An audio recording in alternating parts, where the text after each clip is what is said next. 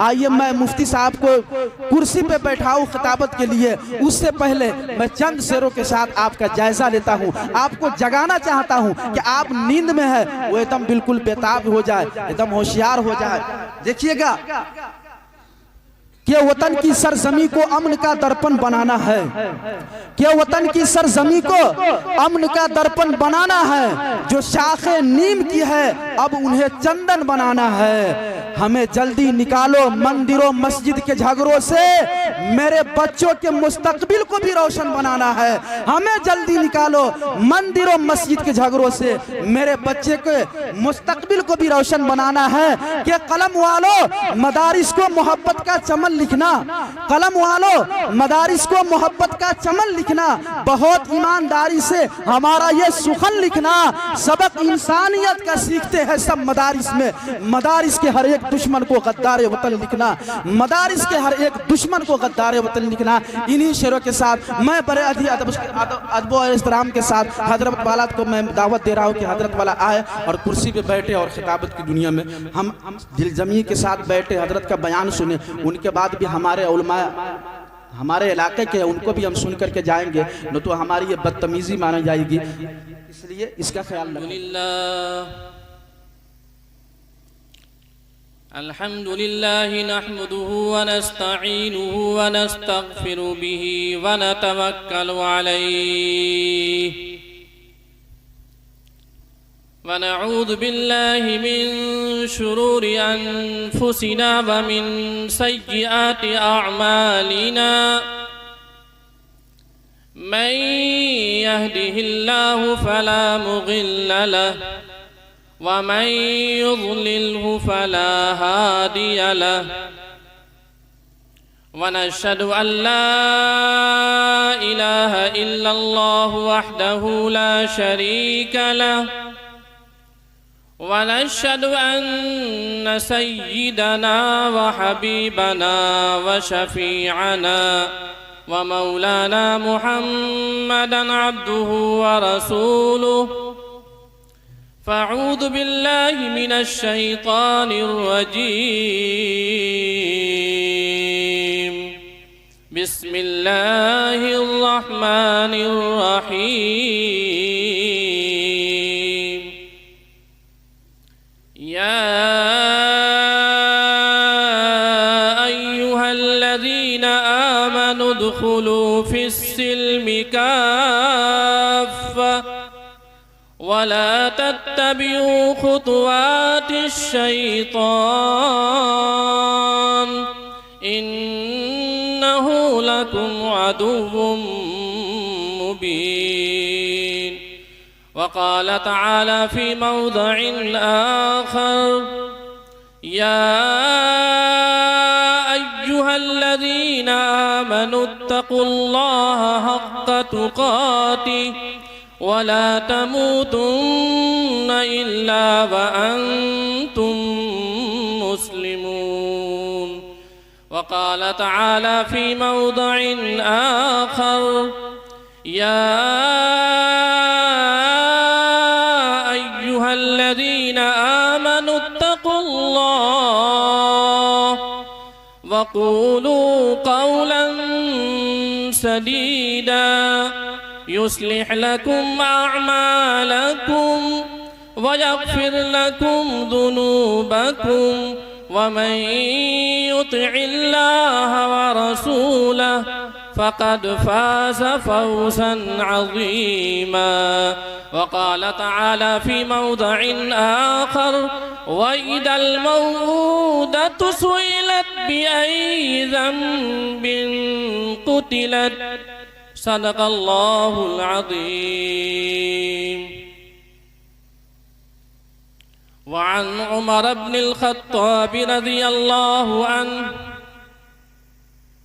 क़ाल अन्नबिय्यु सल्लल्लाहु अलैहि वसल्लम इन्नमल अअमालु बिन्नियात व इन्नमा लिइम्रिइन मा नवा। रवाहुल बुखारी। वअन अबी हुरैरह रज़ियल्लाहु अन्हु क़ाल क़ाल रसूलुल्लाहि सल्लल्लाहु अलैहि वसल्लम मिन हुस्नि इस्लामिल मर्इ तर्कुहु मा ला यानी रवाहु बुखारी व मुस्लिम व तिर्मिज़ी व अबू दाऊद व इब्न माजाह वअन नुअमान इब्न बशीर रज़ियल्लाहु अन्हु क़ाल क़ाल रसूलुल्लाह सल्लल्लाहु अलैहि वसल्लम इन्नल हलाल बय्यिन व इन्नल हराम बय्यिन व बैनहुमा मुश्तबहात इला आखिरिल हदीस। वअन अनस इब्न मालिक रज़ियल्लाहु अन्हु क़ाल क़ाल अन्नबी सल्लल्लाहु अलैहि वसल्लम ला युमिनु अहदुकुम हत्ता युहिब्ब लिअखीहि मा युहिब्बु लिनफ्सिहि औ कमा क़ाल अलैहि सलातु वस्सलाम।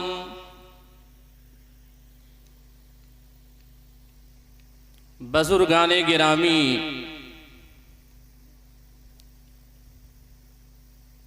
इस जलसा के सदर मोहतरम और इस जलसा के नाज़िमे मोहतरम और दीनी भाइयों और पर्दा नशी माओं और बहनों, हदीस में आता है मन लम यशकुरिन नास लम यशकुरिल्लाह। जिसने इंसानों का शुक्र अदा न किया गोया उसने अल्लाह का शुक्र अदा न किया। मैं तहे दिल से आप हजरात का शुक्रिया अदा करता हूं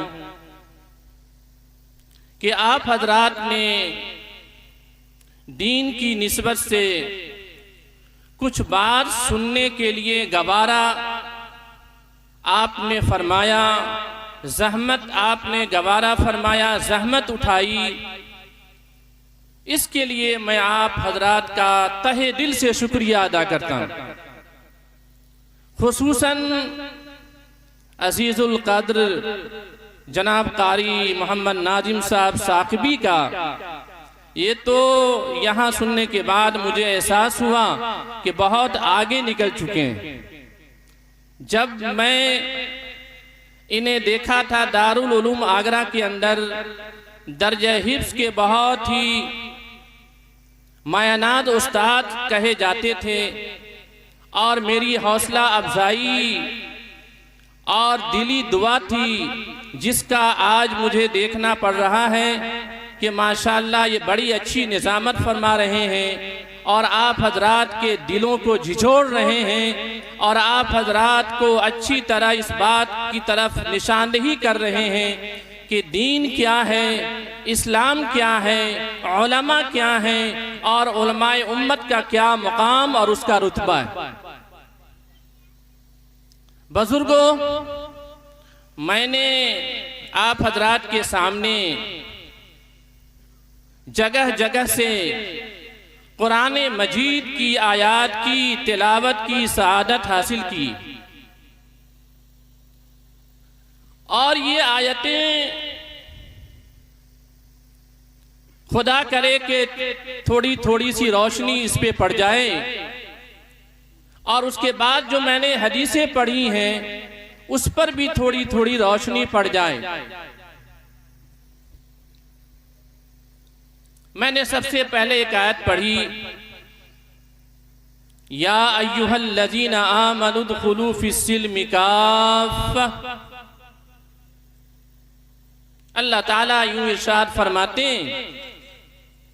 मुसलमानों जब तुम बिला जबरो इकराह के, बिला जबरदस्ती के, अपनी रजामंदी से और अपनी खुशदिली से इस्लाम में दाखिल हुए हो तो आधा तीतर आधा बटेर क्यों मुसलमान बने बैठे हो?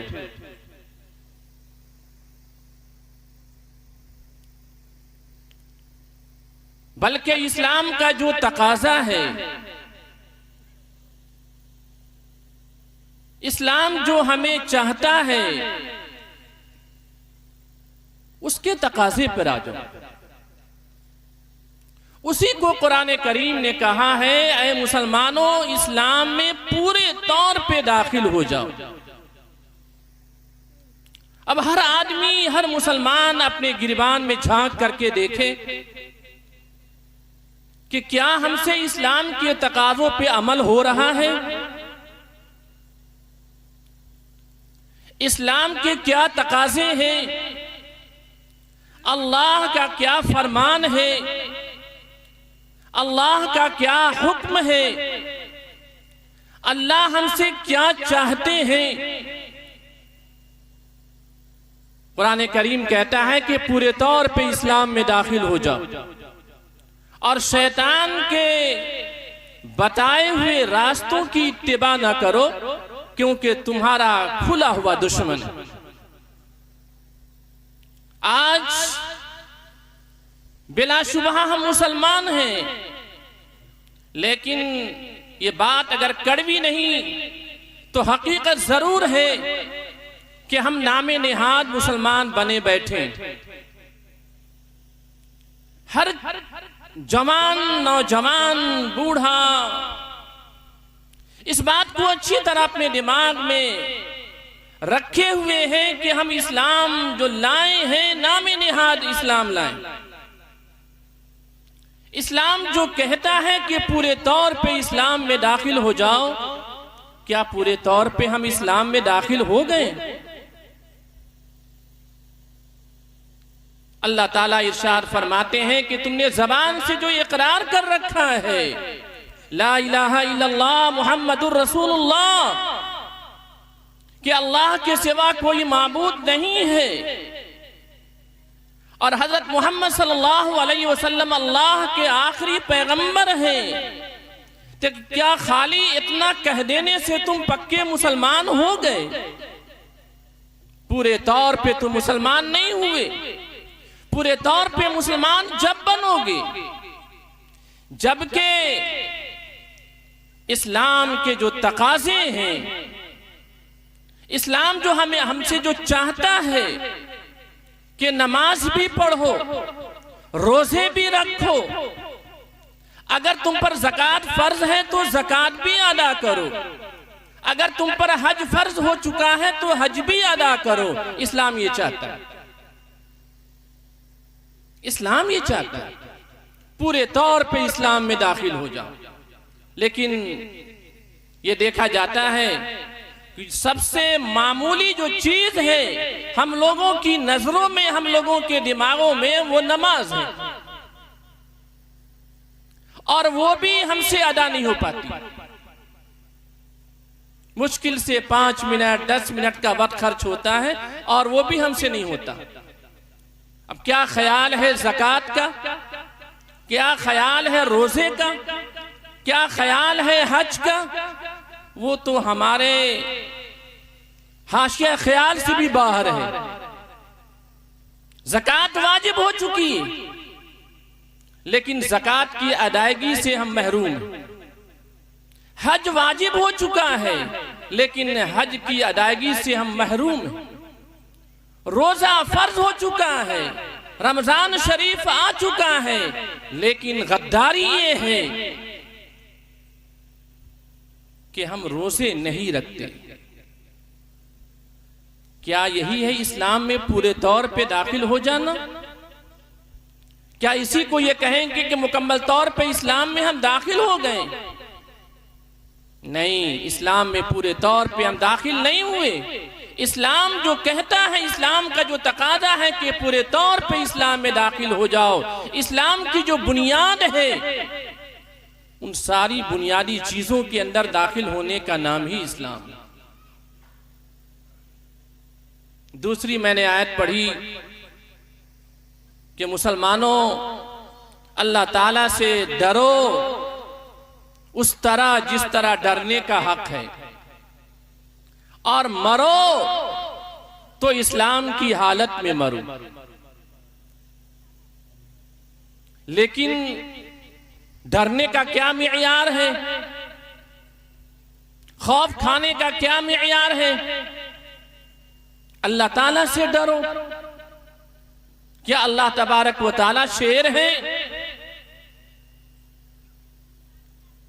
शेर से डरा जाता है। अल्लाह ताला क्या मूजी जानवर हैं? तकलीफ पहुंचाने वाले जानवर के नाम हैं कि उनसे डरने का हुक्म हो रहा है? नहीं, अल्लाह ताला से डरने का मतलब यह है कि अल्लाह के अजाब से डरो, अल्लाह की दारोगीर से डरो, अल्लाह की बरसों गिरफ्त से डरो।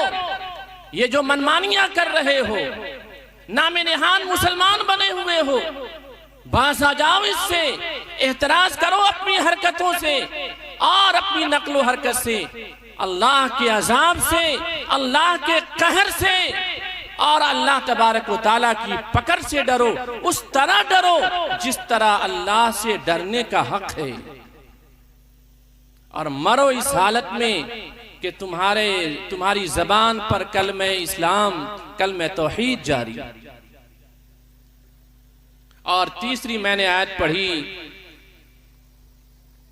या अय्युहल्लज़ीना आमनुत्तकुल्लाह वक़ूलू क़ौलन सदीदा युस्लिह लकुम अअमालकुम व यग़फिर लकुम ज़ुनूबकुम व मन युतिइल्लाह व रसूलहु फ़क़द फ़ाज़ फ़ौज़न अज़ीमा।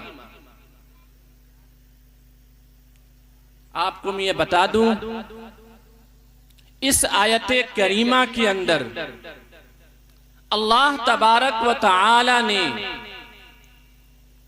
दुनिया में रहने वाले तमाम बंदों को, जितनी भी औलाद है हजरत आदम की, तमाम औलाद आदम को खिताब फरमा रहे हैं कि बंदो, पैदा मैंने तुम्हें किया है, आदम से वजूद मैंने बख्शा है, रात दिन खाने को मैं दे रहा हूं, पानी पीने का सामान मैं मुहैया कर रहा हूं। बंदो, पूरी मोहब्बत के साथ और पूरे प्यार के साथ मैं तुमको ये ऐलान करता हूं, बंदो, तुम 3 जिम्मेदारियां अपने सर ले लो, अपने सर ले लो। मैं तुम्हें गारंटी देता हूं 3 तरह के इनामात के और 3 तरह की बशारतों के। बहुत दिलजमई के साथ सुनिएगा। वो कौन सी 3 जिम्मेदारियां हैं जो अल्लाह ताला ने बनी आदम के जिम्मे ला दी हैं और बनी आदम के जिम्मे सुपुर्द कर दी हैं? सबसे पहली जिम्मेदारी है, या अय्युहल्लज़ीना आमनू, लोगो ईमान ले आओ।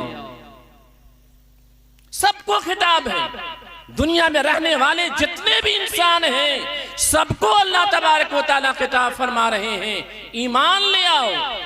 ईमान सबसे कीमती दौलत है। ईमान नहीं लाया था अबू जहल, ईमान नहीं लाया था अबू लहब, बर्बाद होकर रह गया, नामो निशान मिट गया। बड़े बड़े जबाबिरा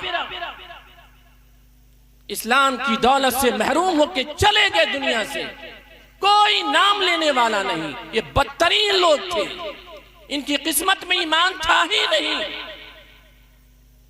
अल्लाह ताला बड़े प्यार और मोहब्बत के अंदाज में फरमाते हैं कि पहली जिम्मेदारी बंदो तुम अपने सर ले लो कि तुम ईमान की दौलत से बहरावर हो जाओ,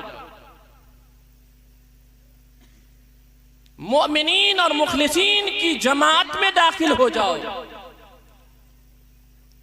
मुखलिस मुसलमानों की सफ में दाखिल हो जाओ, क्योंकि ईमान के बगैर कोई अमल कबूल नहीं है। चाहे आदमी रात भर नमाजें पढ़े, पूरी जिंदगी रोजे रखे, पूरी जिंदगी खैरात करे,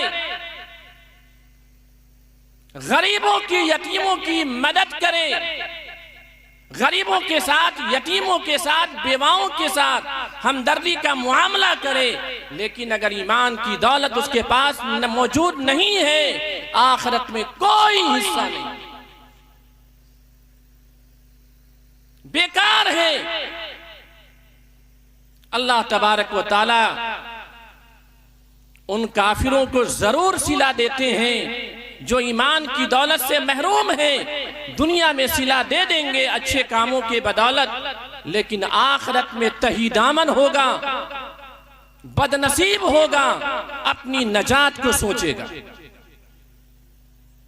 लेकिन वही इंसान, वही आदम की औलाद, चाहे मर्द हो या औरत, अगर ईमान की दौलत से बहरावर हो जाता है, ईमान की दौलत से मुत्तसिफ हो जाता है, तो अल्लाह तबारक व तआला दुनिया में भी नमाज से नवाजते हैं और आखिरत में उसकी नजात का जरिया यही ईमान को बना देते हैं।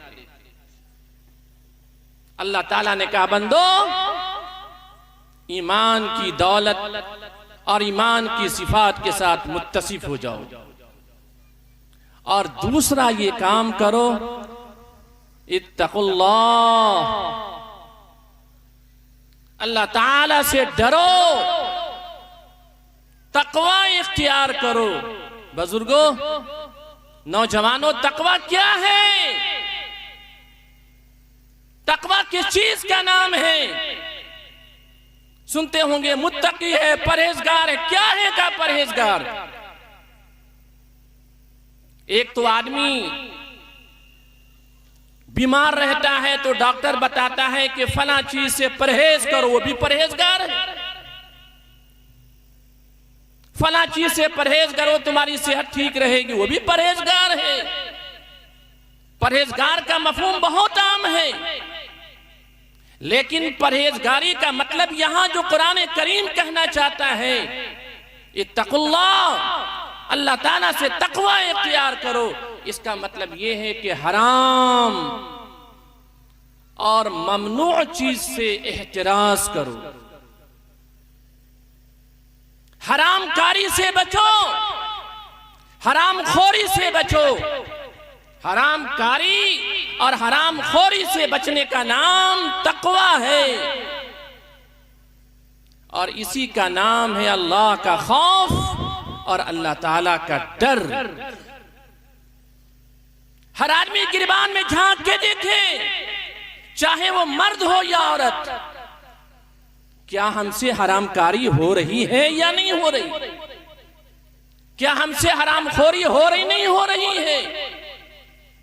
रात दिन हमसे हरामकारियां हो रही हैं। सिर्फ हरामकारी नाम ज़िना ही का नहीं है, हरामकारी नाम आंख की ज़िना का भी है। आंख से जो ज़िना का काम हो रहा है, शायद बाद कोई इसमें बच रहा हो। नजरबाजियां जो हो रही हैं, इसकी तफसीलात मैं इंशाअल्लाह जरूर आगे बयान करूंगा। अल्लाह ताला ये जिम्मे डालते हैं बनी आदम को कि तकवा इख्तियार करो, हराम और ममनू चीज से बचो। और उसके बाद फरमाया वक़ूलू क़ौलन सदीदा। क्या फरमाया? वक़ूलू क़ौलन सदीदा, सच बोलो, झूठ न बोलो। सदाकत और सच्चाई इख्तियार करो, किस बयानी और झूठ मत बोलो, क्योंकि झूठ हर बुराई की जड़ है। हर इंसान झूठ बोलने के लिए तैयार है। एक ताजिर भी झूठ बोल रहा है, एक बिजनेसमैन भी झूठ बोल रहा है, और झूठ बोलकर अपनी कारोबार कर रहा है। एक बेटा भी झूठ बोल रहा है, एक बाप भी झूठ बोल रहा है, बीवी भी झूठ बोल रही है। सब झूठ के शिकार बने। अगर दारोगीर होती है, अरे तुमने नमाज पढ़ी? बाप कहता नमाज पढ़ी? वो कहता हाँ नमाज मैंने पढ़ ली, हालांकि नमाज उसने नहीं पढ़ी। उस्ताद दारोगीर करते हैं अपने शागिर्दों के, तुमने नमाज पढ़ी कि सोए थे? जी मैंने नमाज पढ़ी। झूठ बोल रहा।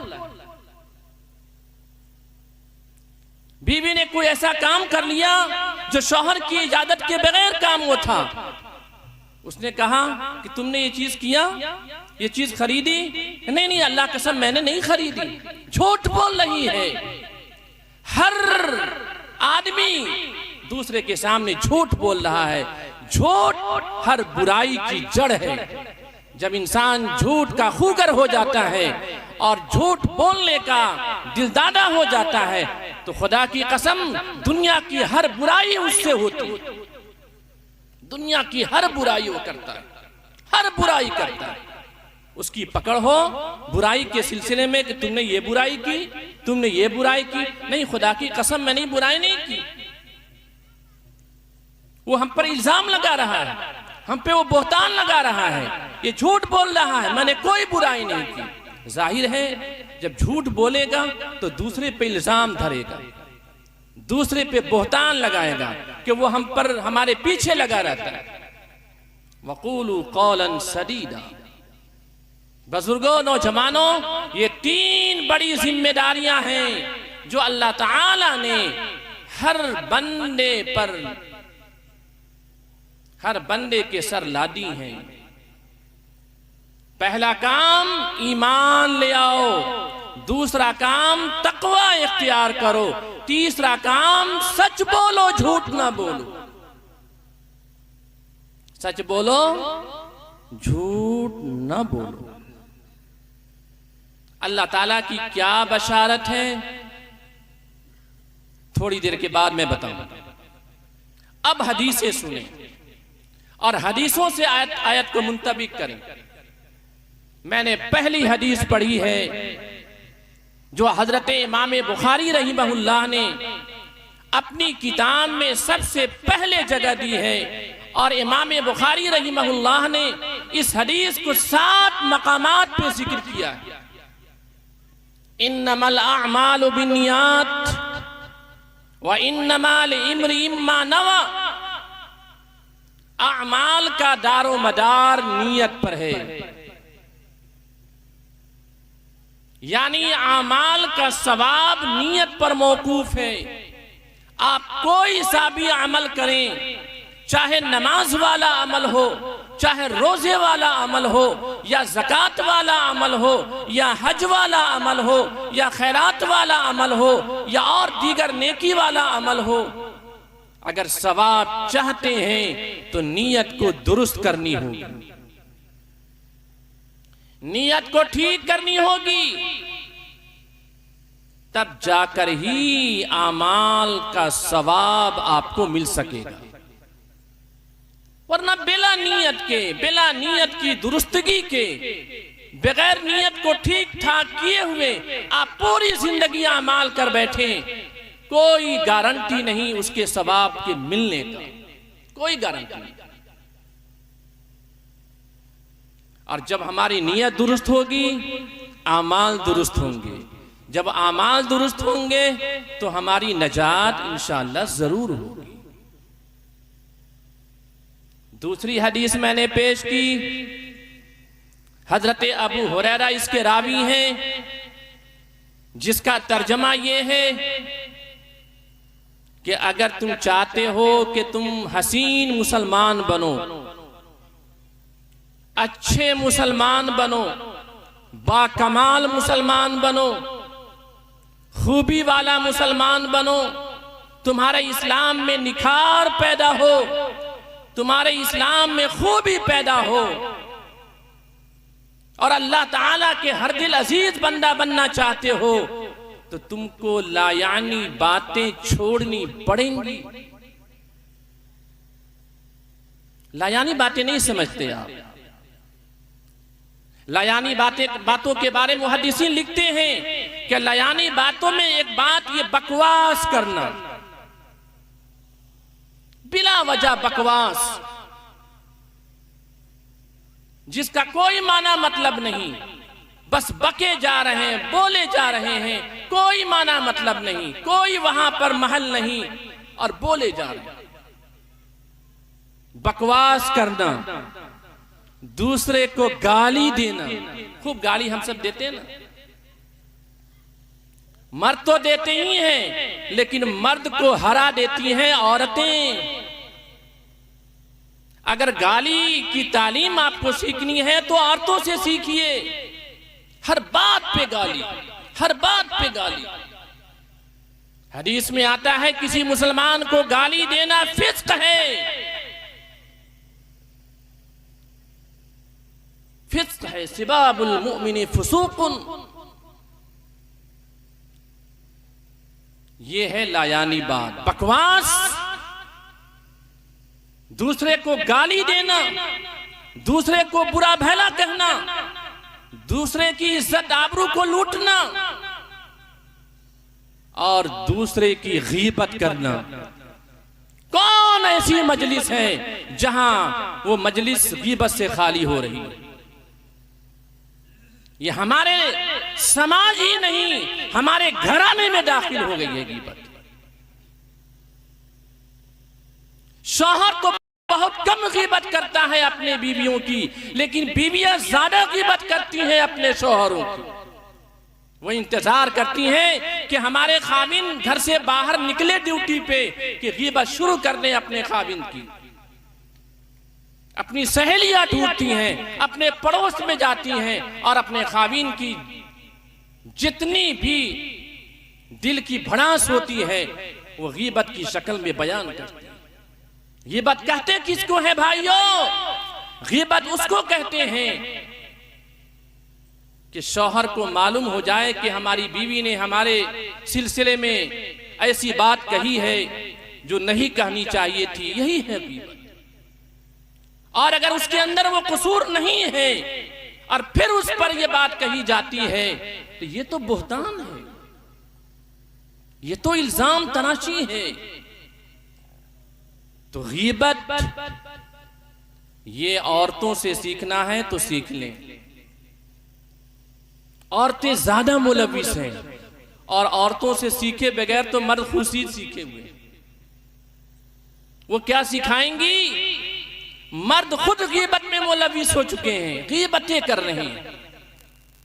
सुनिए, लायानी बातें इसी की हद तक नहीं है। चौराहों पे, तिराहों पे, होटलों में बैठकर अपने औकात को गुजारना, क्या हम सब नहीं कर रहे हैं? कौन सी चाय की दुकान है या होटल है जहां बेगारी तौर पे यूं ही बैठ करके अपने औकात को बर्बाद कर रहे हैं? घर से कोई मतलब नहीं, घर में आटा है या नहीं है, घर में हरी सब्जी है या नहीं है, घर में खाने का सामान है या नहीं है, कोई फिक्र नहीं। सुबह उठता है, होटलबाजी करता है, होटलों में बैठता है, तिराहे पे बैठता है, चौराहे पे बैठता है और बैठकर अपने औकात को जाये करता है। यह है लायानी चीजें। हर आदमी गिरबान में झांक करके देखें, क्या ये हम कर रहे हैं कि नहीं कर रहे हैं? हमसे इन चीजों का सुदूर हो रहा है या नहीं हो रहा है? इतने औकात फारिग हैं। जाके देखिए, हमारी ही औलादें, हमारी ही नस्लें वक्त को इतना कीमती समझते हैं, रात को रात नहीं समझते, दिन को दिन नहीं समझते और वो नौकरियां कर रहे हैं, मुलाजमत कर रहे हैं, दिन भर कारखाने में काम कर रहे हैं, फिर पैसे कमाते हैं और आपको भेजते हैं लायानी कामों को करने के लिए। एक तो उनके पैसों को उड़ाते हैं बैठ बैठ करके, और उसके बाद बकवास, उसके बाद गीबतें, उसके बाद चौराहों और तिराहों पे बैठकर गप्पासियां करते हैं, होटलों में बैठकर अपने औकात को गुजारते हैं। आप ही बताएं, ऐसे लोग अपने घर की और अपने घराने की जिम्मेदारी कहां तक निभाते होंगे? कहां तक निभाते होंगे? मजबूर होकर के ये औरतें फिर बाजार जाती हैं, दुकानों में जाती हैं और जो कुछ पैसा उनके पास होता है उन पैसों से वो सामान खरीदती, क्योंकि शौहर आजाद है। वो समझता है कि हम बहुत बड़े हाकिम हैं, बहुत बड़े दारोगा हैं, हमें कोई नहीं कहने वाला है, हमें कोई नहीं पूछने वाला है। चाहे हम होटलबाजी करें, चाहे हम गीबत गोई करें, चाहे हम तिराहे और चौराहे पर बैठ करके यूं ही औकात को बर्बाद करें, हमें कौन कहने वाला है।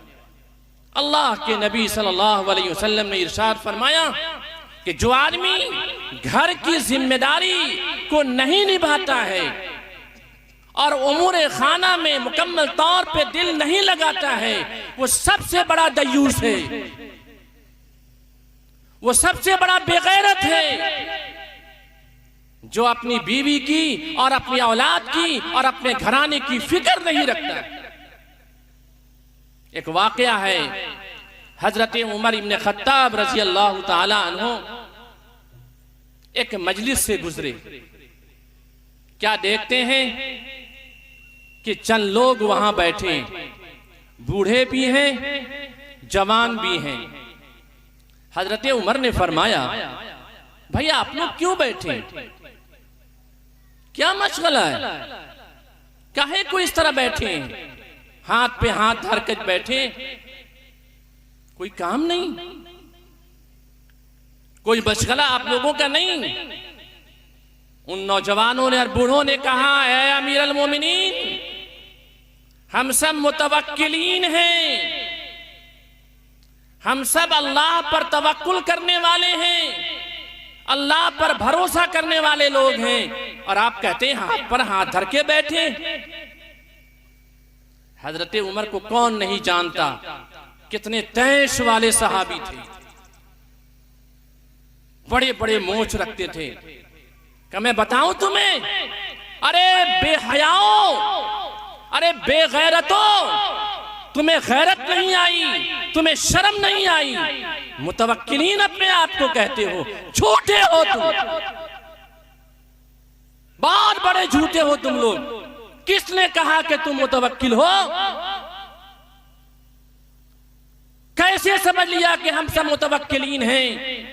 सुनो हम बताते हैं मुतवक्किलीन किसको कहते हैं। मुतवक्किलीन उन लोगों को कहते हैं जो अगर किसान है तो गल्ले का बीज जमीन में डाल देता है और डालने के बाद फिर अल्लाह पर भरोसा करता है कि अल्लाह ताला हमने तो बीज डाल दिया है, अब उसमें दाना उगाना तेरा काम है, इसे कहते हैं मुतवक्किल। कारखाना में काम कर रहा है, माल लगा दिया है, अब उसके बाद अल्लाह पर भरोसा करता है, ये अल्लाह ताला ग्राहकों को लाने वाला तो ही है, तो ही रिज़्क़ देने वाला है, इसे कहते हैं मुतवक्किल, इसे मुतवक्किल कहते हैं। पता ये चला कि अगर तुम चाहते हो कि तुम्हारे इस्लाम में निखार पैदा हो, तुम चाहते हो कि इस्लाम में खूबी पैदा हो, तुम चाहते हो कि तुम कमाल इंसान बनो, होनहार मुसलमान बनो, तो तुमको लायानी बातों से परहेज करना हो। तीसरी हदीस मैंने पढ़ी थी नुअमान इब्ने बशीर रज़ी अल्लाहु अन्हु के हवाले से, इन्नल हलाल बैयिन व इन्नल हराम बैयिन व बैनहुमा मुश्तबहा। फरमाया रसूल अकरम सल्लल्लाहु अलैहि वसल्लम ने, ओ लोगों, इस बारे में कोई शक नहीं है कि हलाल जितनी चीजें हैं सबको मैंने वाज़ेह कर दिया है, और जितनी हराम चीजें हैं सबको मैंने वाज़ेह करके बता दिया है, और कुछ चीजें ऐसी हैं जिसकी वजाहत नहीं है, बयान नहीं की है मैंने, जो न हराम है न हलाल है, बल्कि वो मुश्तबा हैं। जो इन मुश्तबहात के पीछे पड़ेगा बर्बाद हो जाएगा, और जो इन मुश्तबहात को इख्तियार नहीं करेगा, अपने आप को बचा ले जाएगा, गोया उसने अपने आप को और अपनी इज्जत को बचा लिया। यह हदीस का हल्का सा तर्जमा। क्या है वो हलाल चीजें जिसको रसूल अकरम सल्लल्लाहु अलैहि वसल्लम ने फरमाया कि मैंने वजाहत के साथ बयान कर दी है? हम सब जानते हैं। स्टेज से लेकर के तमाम वो लोग जो इस मजमे में बैठे हैं और जो हमारी मोहतरम खवातीन बैठी हैं पर्दे के पीछे, कौन नहीं जानते हैं कि हलाल चीजें क्या हैं। सब जानते हैं कि हलाल चीजें क्या हैं, क्या चीजें हमें खानी चाहिए, क्या चीजें हमें पीनी चाहिए, क्या चीजें हमें पहनना चाहिए। हलाल चीजें अल्लाह के रसूल सल्लल्लाहु अलैहि वसल्लम ने अपनी हदीस के अंदर निखार के पेश कर दी। चाहे वो हराम चीजें हों या हराम बातें हों, सब बयान कर दिया। हराम चीजें भी वाज़े कर दी हैं। कौन नहीं जानता भाई कि हराम चीजें कौन कौन सी हैं? क्या इंडियाई के लोग जानते हैं और नेपाल के लोग नहीं जानते? सब जानते हैं, सब जानते हैं। क्या कि शराब हराम है। जब इंडिया के लोगों ने और खास तौर पे बिहार के लोगों ने मानने से इनकार किया कि शराब भी कहीं हराम होती, तो फिर हुकूमत ने पाबंदी लगाई, तो फिर उनकी हालत खराब होने लगी। लेकिन यहां शायद पाबंदी नहीं, अब यहां से लोग चोरी करके ले जाते हैं। कौन नहीं जानता कि शराब हराम है? कौन नहीं जानता कि सूदी कारोबार करना हराम है? कौन नहीं जानता कि सुअर खाना हराम है? कौन नहीं जानता कि पेशाब पीना हराम है? कौन नहीं जानता कि मुर्दार खाना हराम है? सब जानते हैं। शराब क्यों पीते हो? जब हराम है तो क्यों पीते हो? अरे हराम होने में तो जिस तरह शराब हराम है, उसी तरह पेशाब भी तो हराम है। दोनों सयाल चीजें हैं। जब बड़ी बेइंसाफी है कि शराब पी जाए जो कि हराम है, और पेशाब ना पिया जाए वो भी तो हराम है। क्या अंतर है? क्या फर्क रहा शराब में और पेशाब में? पीने वाले पीते, पीने वाले पी रहे हैं। तो आप कहोगे कि नहीं बिरादराने वतन पीते हैं, हम तो नहीं पीते। क्या क्या फर्क रहा शराब नोशी में और पेशाब नोशी में? कोई फर्क नहीं, कोई फर्क नहीं। सूद खाना हराम है, कौन नहीं जानता? कुरान ने ऐलान कर दिया क़यामत तक के लिए कि सूद खाना हराम है। क्यों लेते हो सूद? 2.5% ले रहे हो, 5% ले रहे हो, 10% ले रहे हो। तौबा तौबा, 100 बार तौबा। ये क्या है?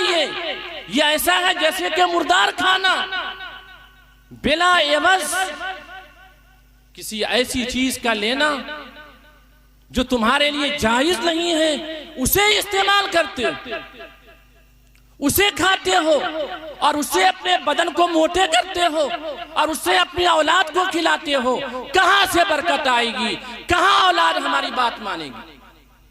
आज वही औलाद हमें जूते बरसाती, आज वही औलाद हमारे सामने टांग फैला के बैठती है, क्योंकि हमने उसको हराम खिलाया है, खुद भी हराम खाया है, उसे भी हराम खिलाया, और अपनी बीवी को भी वही हराम चीज खिलाते हैं। आज वो नाफरमानी करती है, गाली भी देती है, तुम चले जाते हो, तुम्हारे खिलाफ में गीबतें करती हैं, उल्टा सीधा अपने पड़ोसन को बताती है। ये सब क्या है? ये हराम खोरियों का नतीजा।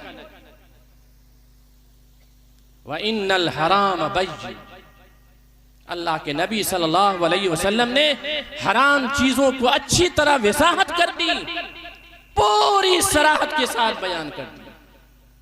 जुआ हो तो वो भी हराम। बड़े बड़े नौजवान तो हैं ही, बूढ़े लोग भी जुआ खेलने बैठ जाते हैं। अब बड़ी बेशर्मी से, बड़ी ढिठाई से, अब बड़ी जुर्रत से तिराहे चौराहे पर बैठ के जुआ खेलने, ताश खेलने, शर्म नहीं आई? किस मुंह से तुम कहोगे अपने बेटों की जाओ नमाज पढ़ो? किस मुंह से कहोगे अपनी बीवी को कि जाओ नमाज पढ़ो? अगर कहोगे तो फिर बरसेगा, फिर निबाह मुश्किल हो जाएगा। वो घर बजाय आबाद होने के बर्बाद होकर रह जाएगा। ये बर्बादी का सेहरा तुम्हारे सर जाएगा। तुम खुद बर्बाद हो और अपने घर को भी बर्बाद कर रहे हो। नौजवानों, समाज में ऐसा नासूर क्यों पैदा कर रहे हो? इस मुआशरे को क्यों बिखेर रहे हो? इस मुआशरे को क्यों तोड़ रहे हो?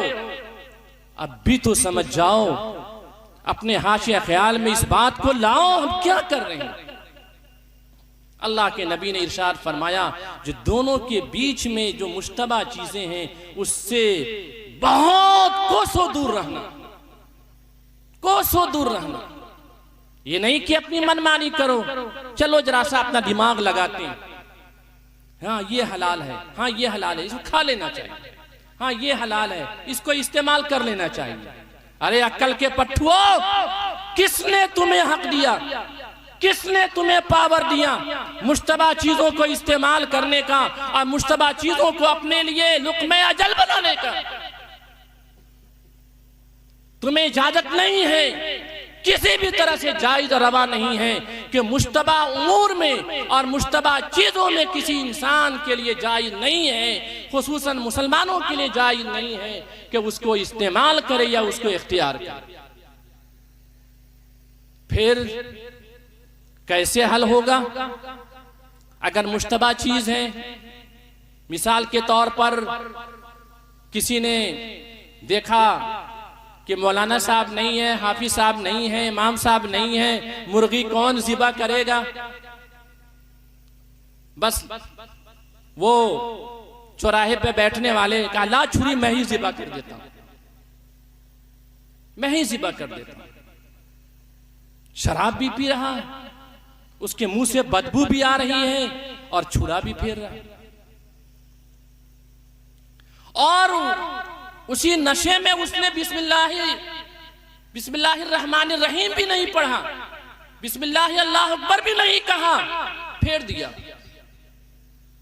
लीजिए, अब कह रहा क्या है, मुसलमान तो हैं, मुसलमान तो हैं, ये मुश्तबा चीज है, कैसे खाओगे, कैसे इस्तेमाल करोगे? तुमने तो बिस्मिल्लाह पढ़ा ही नहीं। ये फतवा की बात आगे बढ़ेगी कि आया वो जानबूझ के बिस्मिल्लाह नहीं पढ़ा या भूल के बिस्मिल्लाह नहीं पढ़ा, वो फतवे की बात होगी, उसके लिए आपको मुफ्ती के पास जाना होगा। लेकिन अभी क्या मसला होगा? मसाला पीसा जा रहा है, प्याज काटे जा रहे हैं, चूल्हे पे डेगची रखी जा रही है, मुर्गा को जल्दी काटो और उसको भूनो और खाओ। हाँ ठीक है, ठीक है, जायज है। किसने राइट दिया, किसने इख्तियार दिया उस मुश्तबा चीज को इस्तेमाल करने का?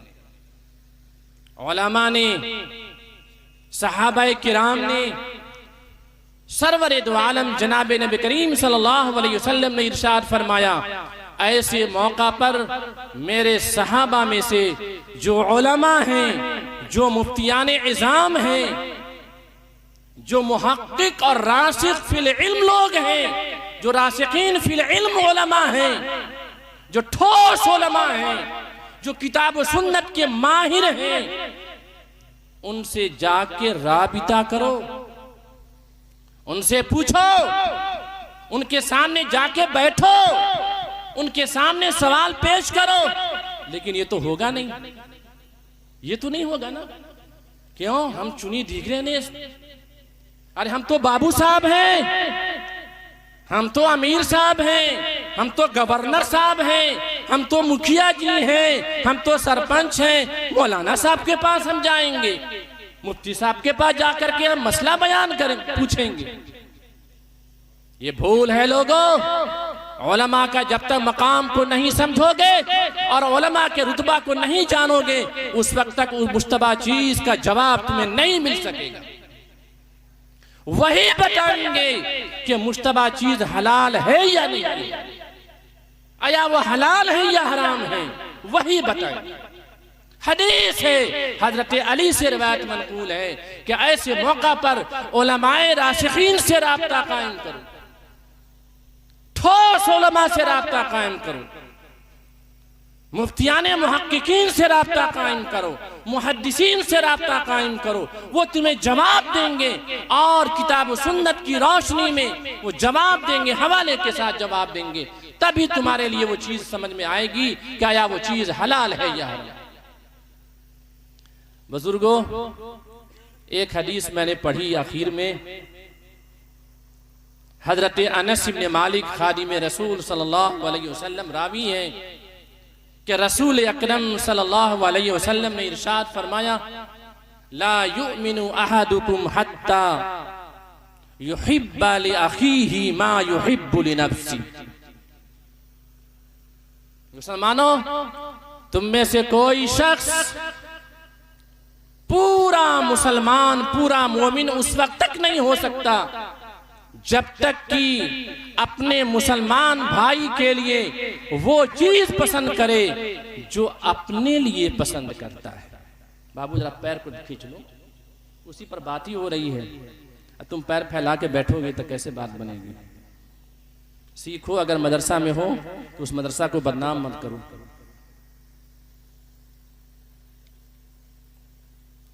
अपने भाई के लिए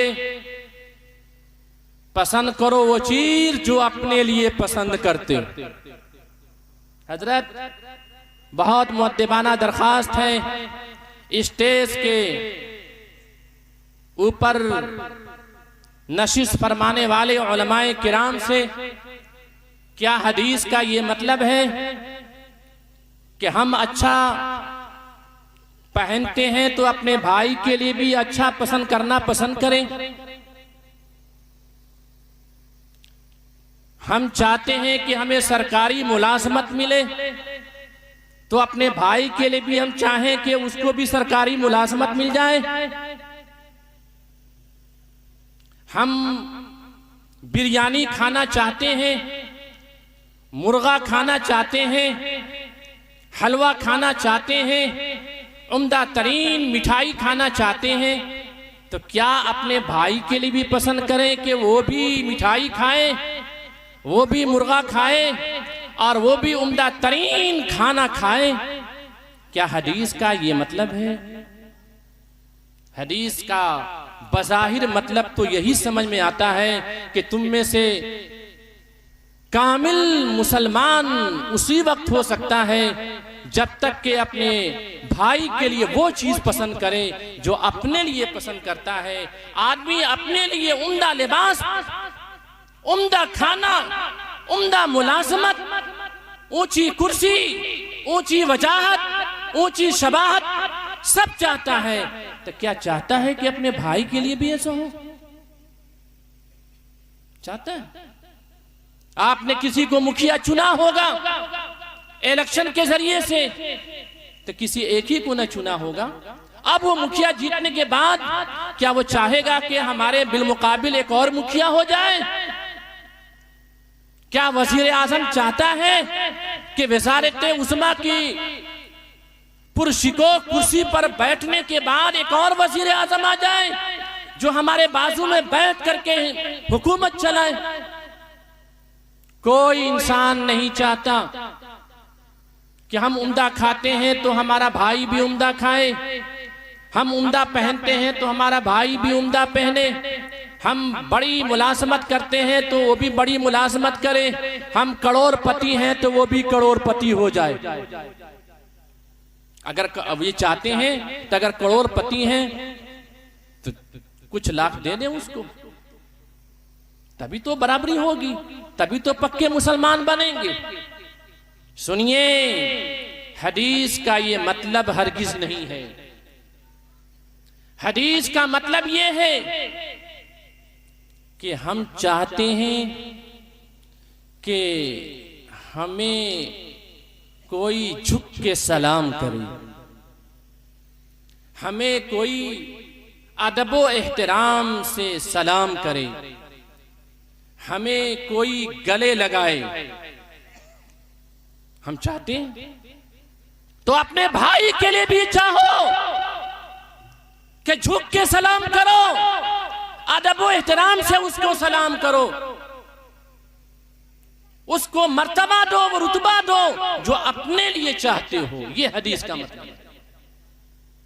हम चाहते हैं कि हमारी कोई जेब ना काटे,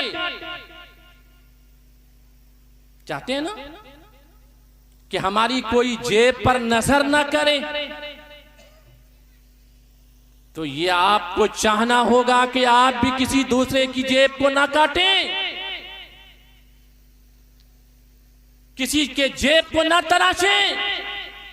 कि आप चाहते हैं कि हमारे मोबाइल को हमारे जेब से कोई ना निकाले।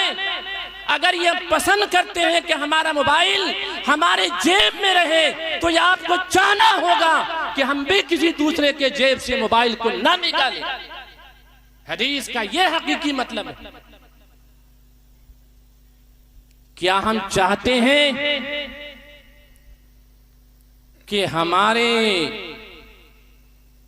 घर के अंदर कोई ताक झांक ना करे,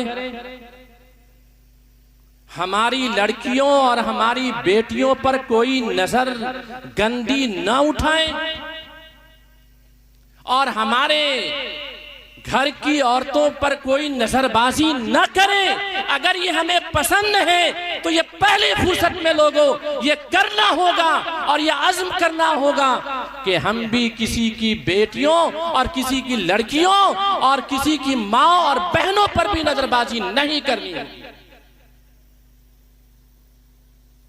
ये कहाँ का इंसाफ है कि हम तो चाहते हैं कि हम पारसा रहें, हमारा घराना पारसा रहे, हम बाइज्जत रहे, हमारा घराना बाइज्जत रहे, हमारा खानदान बाइज्जत रहे, और ये क्यों नहीं चाहते कि दूसरे का खानदान और दूसरे का घराना भी पाकबाज रहे?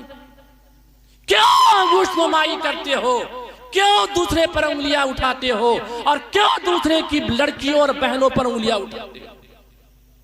ये हो रहा है कि नहीं हो रहा है? कहाँ है वो लड़के, कहाँ है वो आवारा लड़के और वो नौजवान जो इस काम के लिए तुल चुके हैं?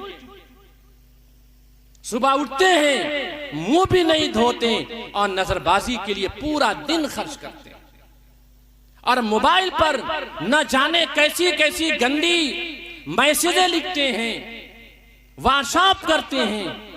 शर्म नहीं आई कि तुम दूसरे की बेटियों और दूसरे की लड़कियों पे इस तरह के व्हाट्सएप भेज रहे हो और इस तरह की तुम मैसेज डाल रहे हो? तुमने सोचा कि तुम्हारी घर में जो बहनें थी और लड़कियां थी और तुम्हारी जो और घर की जो बीवियां थी, क्या उन पर कोई नजरबाजी नहीं कर रहा होगा? क्या उनको कोई मैसेज नहीं दे रहा होगा? हदीस है, सनद मुत्तसिल के साथ एक हदीस है, रसूल अकरम सल्लल्लाहु अलैहि वसल्लम की खिदमत आलिया में एक शख्स हाजिर हुआ और हाजिर होने के बाद अर्ज किया, ऐ अल्लाह के नबी सल्लल्लाहु अलैहि वसल्लम, हमें मालूम है कि आप दीन की दावत देते हैं और दीन हमें मालूम नहीं। आपकी दावत को हम लब्बैक कहते हैं और आपकी मिशन को हम कबूल कर लेंगे, लेकिन आप एक चीज की इजाजत दे दें, एक चीज की इजाजत दे दें। अल्लाह के नबी सल्लल्लाहु अलैहि वसल्लम ने इरशाद फरमाया, बताओ क्या चीज है? सहाबा किराम का मजमा था। उस मजमे सहाबा में उस शख्स ने बड़ी जुर्रत के साथ एक बात कही, ऐ अल्लाह के नबी मोहम्मद, आप मुझे जिना करने की इजाजत दे दीजिए।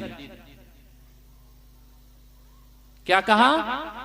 आप मुझे जिना करने की इजाजत दे दीजिए, पूरी गारंटी है कि मैं दिलो जान से आपको मैं नबी मान लूंगा, इस्लाम कबूल कर लूंगा। ये कहना था। हजरत उमर इब्ने खत्ताब, जिनकी नंगी तलवार से शैतान भी पनाह मांगता था, शैतान रास्ता छोड़ देता था, सहाबा किराम बिल्कुल खड़े हो गए, कप कपाने लगे गुस्से के मारे।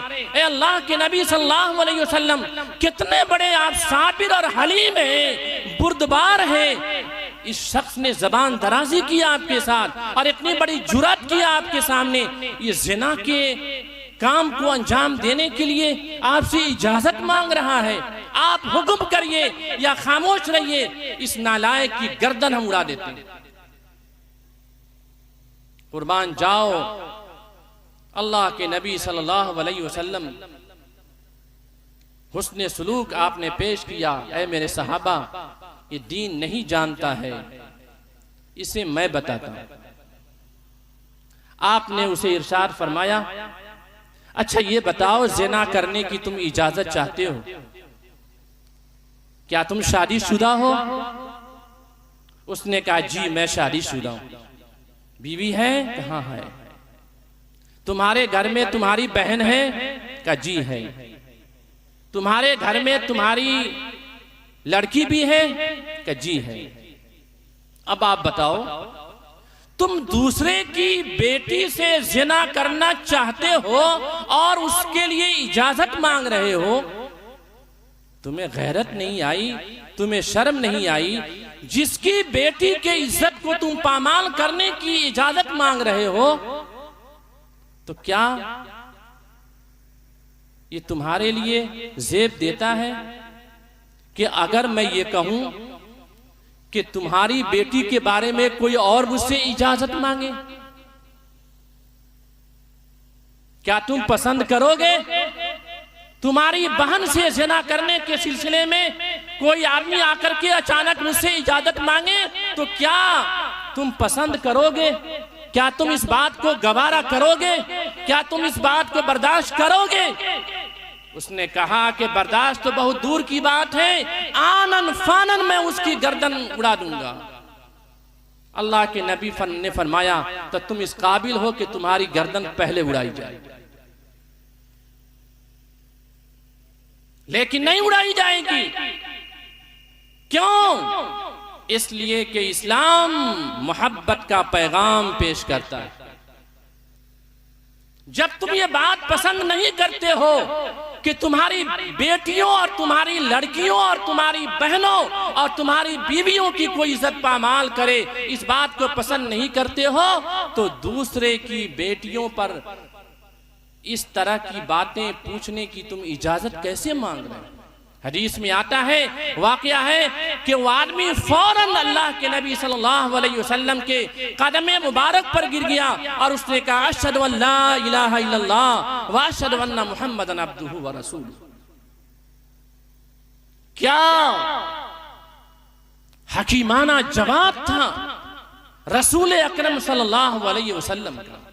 हजरत इमाम अबू दाऊद फरमाते कि बिला शुबहा 5 लाख हदीसें मुझको याद हैं, 5 लाख हदीसें मुझको याद हैं, लेकिन उन 5 लाख हदीसों में 4800 हदीसें मैंने चुन चुन कर इकट्ठा किया और उसके बाद एक किताबी शक्ल दिया जिसका नाम रखा अबू दाऊद शरीफ। उसमें कितनी किताबें हैं? उसमें कितनी हदीसें हैं? 4800 हदीसें हैं। इमाम अबू दाऊद फरमाते हैं कि सारी हदीसें मेरे नजदीक सही हैं या सही के मानिंद हैं। और उसके बाद इमाम अबू दाऊद फरमाते हैं, मैंने 4800 हदीसों में फिर हमने अच्छी तरह हमने चुना, मुंतखब किया, तो 4 हदीसें मैंने निकाली। पहली हदीस उमर इब्न खत्ताब के हवाले से, इन्नमल आमालु बिनियात। दूसरी हदीस निकाली, मिन हुस्न इस्लामिल मर्ई तरकुहु मा ला यानीही। तीसरी हदीस निकाली नुमान इब्न बशीर के हवाले से, इन्नल हलाल बैयिन व इन्नल हराम बैयिन। और चौथी हदीस निकाली अनस के हवाले से, ला युमिनु अहदुकुम हत्ता युहिब्बा li अखीही मा युहिब्बु li नफ्सी। ये 4 हदीसें ऐसी हैं जो पूरी शरीयत इसके अंदर समूई हुई। अगर कोई इंसान चाहता है, कोई मुसलमान चाहता है कि हम सरापा शरीयत बन जाएं, सरापा शरीयत बन जाएं और हमारी जिंदगी शरीयत के अंदर डूब जाए और हम शरीयत के मतवाले बन जाएं। इन चारों हदीसों को अपनी लाहे अमल बना, इन चारों हदीसों। क्यों? क्योंकि इस्लाम की तालीमात 4 चीजों पर महदूद है। इस्लाम की तालीमात 4 चीजों पर महदूद है। पहली चीज है इबादात, दूसरी चीज है अखलाकियात, तीसरी चीज है मुआमलात और चौथी चीज है लोगों मुआशरात, जिसके लिए कारी नादिम साहब ने इतना बड़ा बैनर, सुनहरा बैनर लगाया है, इस्लाह मुआशरा का जलसा, जलसा इस्लाह मुआशरा। चौथी चीज है मुआशरा, मुआशरात। तालीमात इस्लामी की बुनियाद इन 4 चीजों में महदूद है। इबादात, अखलाकियात, मुआमलात, मुआशरा। अगर इबादात को सुधारना चाहते हो और इबादात को लायक कबूल बनाना चाहते हो, पहली हदीस का मुताला करो, इन्नमल आमालु बिन्नियात। क्योंकि नमाज भी एक अमल है, ज़कात भी एक अमल है, रोजा भी एक अमल है, हज भी एक अमल है।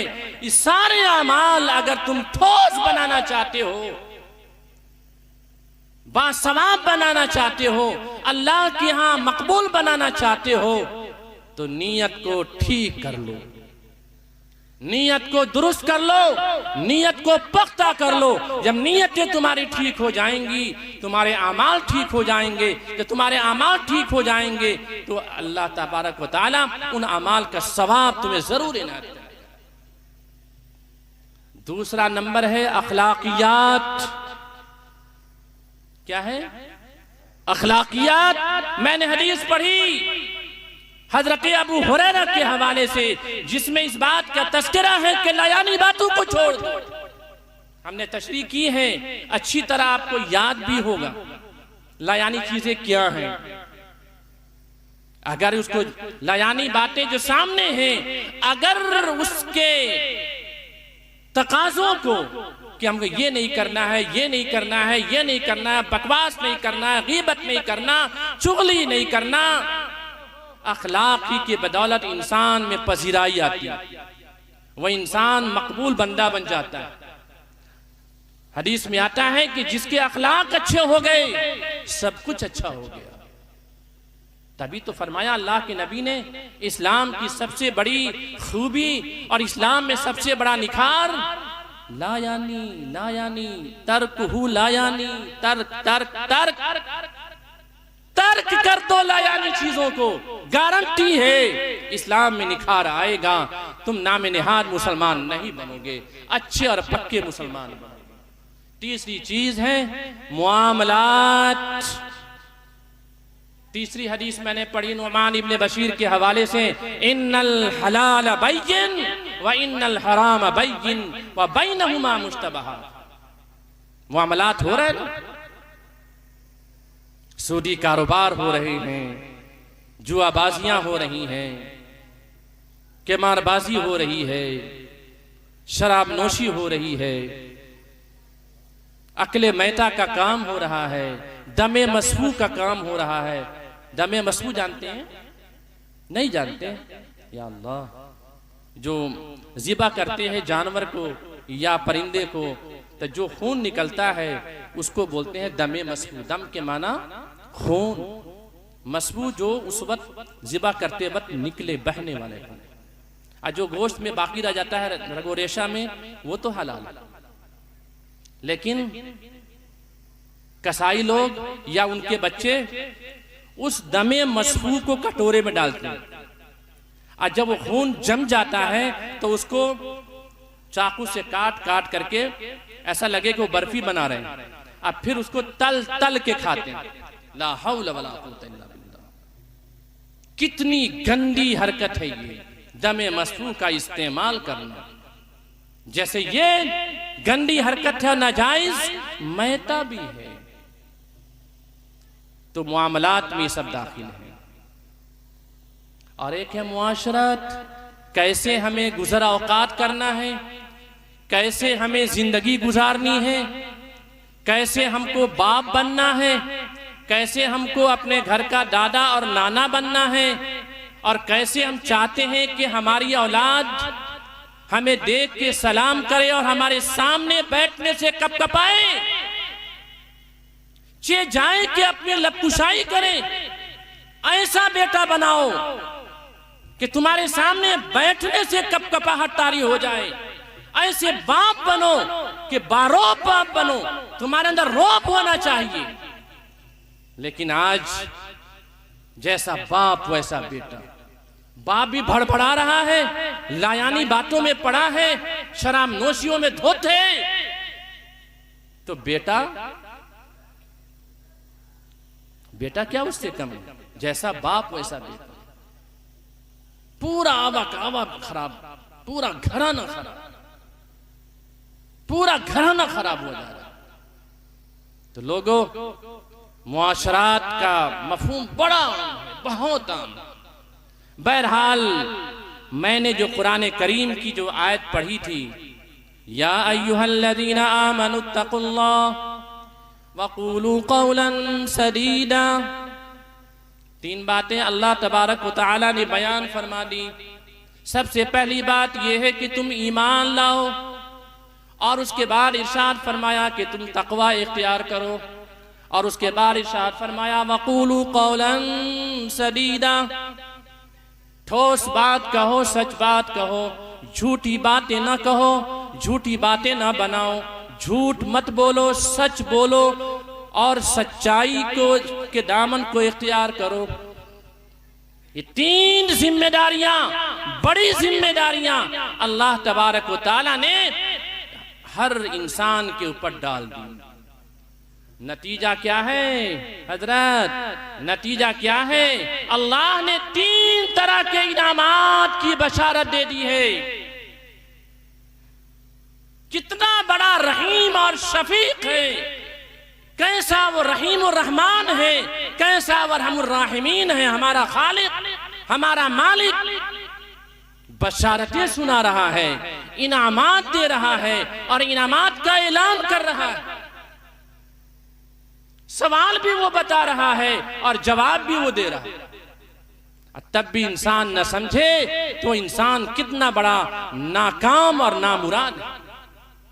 अल्लाह ताला ने इरशाद फरमाया कि अगर 3 जिम्मेदारियां तुमने अपने सर ले ली, तो सबसे पहली बशारत सुनो, सबसे पहला इनाम सुनो, युस्लिह लकुम आमालकुम, तुम्हारे अमाल हम ठीक कर देंगे, तुम्हारे अमाल हम दुरुस्त कर देंगे, इस्लाह अमाल का काम हम फराहम कर देंगे। जी, अमली जिंदगी तुम्हारी अच्छी बन जाएगी। यहां तो आपके नेपाल में तबलीग का काम होता होगा ना जी? तो तबलीग वाले क्या करते हैं? थोड़ी सी बात करते हैं दीन की, उसके बाद खड़े हो जाते हैं डायरी लेकर, एक पर्ची लेकर, हाँ भाई कौन नाम लिखवाता है? एक चिल्ला, एक चिल्ला में नाम लिखवाओ, 2 महीने के लिए नाम लिखवाओ, 4 महीने के लिए नाम लिखवाओ, 1 साल के लिए नाम लिखवाओ। बड़ी मुश्किल से लोग नाम लिखवाते हैं। कहते चलो हज नहीं करें तो कम से कम चिल्लाही में तो चले जाएं। और जब चिल्ला से आते हैं तो सबसे बड़े हाजी बनते हैं और उलमा को बिल्कुल बालाए ताक कर देते हैं और कहते हैं कि सबसे बड़े आलिम हैं। ये दिमाग का फतूर है। तो मैं कह रहा था ये सब काम जो होता है चिल्ला में निकालने का, 4 महीने में निकालने का, 1 साल जाने का, काहे के लिए होता है? ये किस लिए होता है बताइए? आमाल की दुरुस्तगी के लिए। हमारे आमाल ठीक हो जाए, हमारी नमाज ठीक हो जाए, हमारी सूरह फातिहा ठीक हो जाए, हमारा कलमा ठीक हो जाए और हमारा रोज़ा ठीक हो जाए, ज़कात के मसाइल मालूम हो जाए, नमाज के मसाइल मालूम हो जाए, हमारी जिंदगी शरीयत के मुताबिक चलती फिरती बन जाए। इसी के लिए तो होता है ना जी, नहीं होता? अल्लाह ने सवालात कायम करके बता दिए, तुम 3 ही काम करो ना, मुखलिस मोमिन बन जाओ और उसके बाद तकवा इख्तियार करो, हराम करदा चीजों से बचो, ममनू चीजों से बचो और झूठ ना बोलो। पहली गारंटी है हमारी जानिब से, बशारत के तौर पे इनाम तुमको हम दुनिया में देंगे, तुम्हारे अमाल ठीक कर देंगे। अच्छी नमाज पढ़ने लगोगे, अच्छा रोजा रखने लगोगे, रोजे में रूह आएगी, तुम्हारी नमाज में रूहानियत आने लगेगी और वही नमाज तुमको बुराइयों से रोकेगी। बड़े शिकवा शिकायत होती है, मौलाना साहब, मुफ्ती साहब, या फला आदमी बड़ा नमाज पढ़ता है और झूठ भी बोलता है, बहुत पैसे ज़कात में निकालता है और झूठा भी है, ये भाइयों का हक दबाता है और नाम के लिए ज़कात निकालता है, झूठ बोलता है, नमाजें पढ़ता है, तहज्जुद पढ़ता है, नवाफिल पढ़ता है। अरे क्यों? उसकी नमाज उसको बुराइयों से नहीं रोक पा रही है, क्योंकि नमाज में रूहानियत नहीं पैदा हो रही है। नमाज जो एक अमल है, जो एक मकबूल तरीन अमल है, उसमें रूहानियत कब पैदा होगी? वो 3 जिम्मेदारियां जो अल्लाह ने तुम्हारे सर ला दी हैं, अगर वो तुम तीनों जिम्मेदारियों को संभाल लोगे, पहली गारंटी है युस्लिह लकुम आमल। और उसके बाद अल्लाह ताला ने फरमाया कि दूसरी बशारत सुन लो लोगों, अगर तुमने 3 जिम्मेदारियां ले ली हैं, वयगफिर लकुम ज़ुनूबकुम, तुम्हारे गुनाहों को अल्लाह बख्श देगा, माफ फरमा देगा, सब माफ कर देगा, पूरी गारंटी के साथ। बाबा के दोहल ये बात हम कहते हैं कि सिर्फ अंबियाए किराम खताओं से मासूम हैं। अल्लाह ताला ने रसूलों और पैगंबरों को गुनाहों से महफूज रखा है। उसके बाद के जो सिलसिले हैं, चाहे औलिया हो, चाहे बुजुर्गाने दीन हो, चाहे उलमा हो, चाहे उफ़ाज़ हो, चाहे कुर्रा हो, चाहे अवाम हो, चाहे खवास हो, अल्लाह तबारक व तआला गलतियों में जरूर मुब्तला करते हैं, कोई भी गुनाह से पाक नहीं। तभी तो अल्लाह कह रहे हैं वयगफिर लकुम ज़ुनूबकुम। अगर अल्लाह ताला गुनाह सादिर नहीं करवाएंगे तो अल्लाह की जो सिफत खासा है मग़फ़रत करने की, वह आम कैसे होगा, वह ऐलान कैसे होगा? वयगफिर लकुम ज़ुनूबकुम, तुम्हारे गुनाहों को अल्लाह माफ कर देगा। मग़फ़रत का अल्लाह ऐलान कर रहा है, लेकिन शर्त यह है कि वो तीनों जिम्मेदारियां तुम ले लो, तीनों जिम्मेदारियां अपने सर ले लो। वयगफिर लकुम ज़ुनूबकुम, ये दोनों बशारतें अल्लाह तबारक व तआला दुनिया में देते हैं, दुनिया में, इसी दुनिया में। चाहे आप नेपाल में रहते हो, चाहे आप हिंदुस्तान में रहते हो या दुनिया के किसी कोने में रहते हो, अगर आपसे गुनाह हुए हैं तो अल्लाह माफ कर देगा और हमारे अमाल को ठीक कर देगा, बशर्ते वो 3 काम आपको करने ही होंगे। अगर चाहते हैं कि हमारे अमाल ठीक हों, चाहते हैं कि अल्लाह की तरफ से बख्शिश का ऐलान हो जाए, करने होंगे वो 3 काम। और आखिरत का सामान, वमन युतिइल्लाह व रसूलह फ़क़द फ़ाज़ फ़ौज़न अज़ीमा, जो उन 3 जिम्मेदारियों को निभा लेगा तो अल्लाह इरशाद फरमाते हैं कि वो अल्लाह की और अल्लाह की इताअत में वो सरम गरम हो जाएगा, सर गरम हो जाएगा। हर वक्त वो अल्लाह की इताअत में अपने औकात को गुजारेगा, हर वक्त वो अल्लाह के रसूल की इताअत में अपने लम्हात को गुजारेगा। कैसे नहीं गुजारेगा, क्यों कर नहीं गुजारेगा? जो अल्लाह के इन 3 कामों को मान लेगा, इन 3 जिम्मेदारियों को अपने सर ले लेगा। वमन युतिइल्लाह व रसूलह, कामिल इताअत होनी चाहिए, कामिल मुकम्मल इताअत होनी चाहिए अल्लाह की। हम चाहते नहीं हैं कि हमारे बेटे हमारी मुकम्मल इताअत करें जी, नहीं चाहते। कौन मजमा में आदमी है जो कहता है कि हम नहीं चाहते? क्या हम नहीं चाहते कि हमारी बीवी हमारी पूरी तौर पर इताअत करे? नहीं चाहते। अगर नहीं इताअत करता है बेटा तो आप उसको घर से बाहर निकालने के लिए तैयार हो जाते ना जी। अगर बीवी आपकी बात नहीं मानती और वो नुशूज पर उतरी हुई है, नाफरमानी कर रही है, तो आप क्या करते हैं? अव्वलन तो उसे बोलना चालना छोड़ देते हैं। उस पर भी नहीं मानती है तो और भी कार्रवाइयां करते हैं। और कार्रवाइयां तो आप जानते ही, बांस उठाते हैं, बल दनादन दनादन दनादन।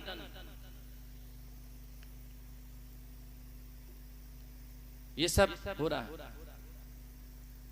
और ये नहीं सोचा कि हमें भी कोई दनादन मारेगा।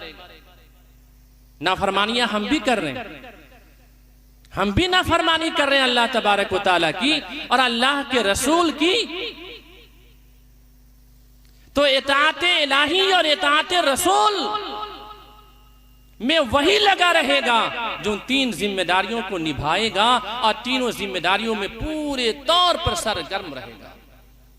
तो अल्लाह ताला गारंटी पेश करते हैं आखिरत में, फक़द फाज़ फौज़न अज़ीमा, क्या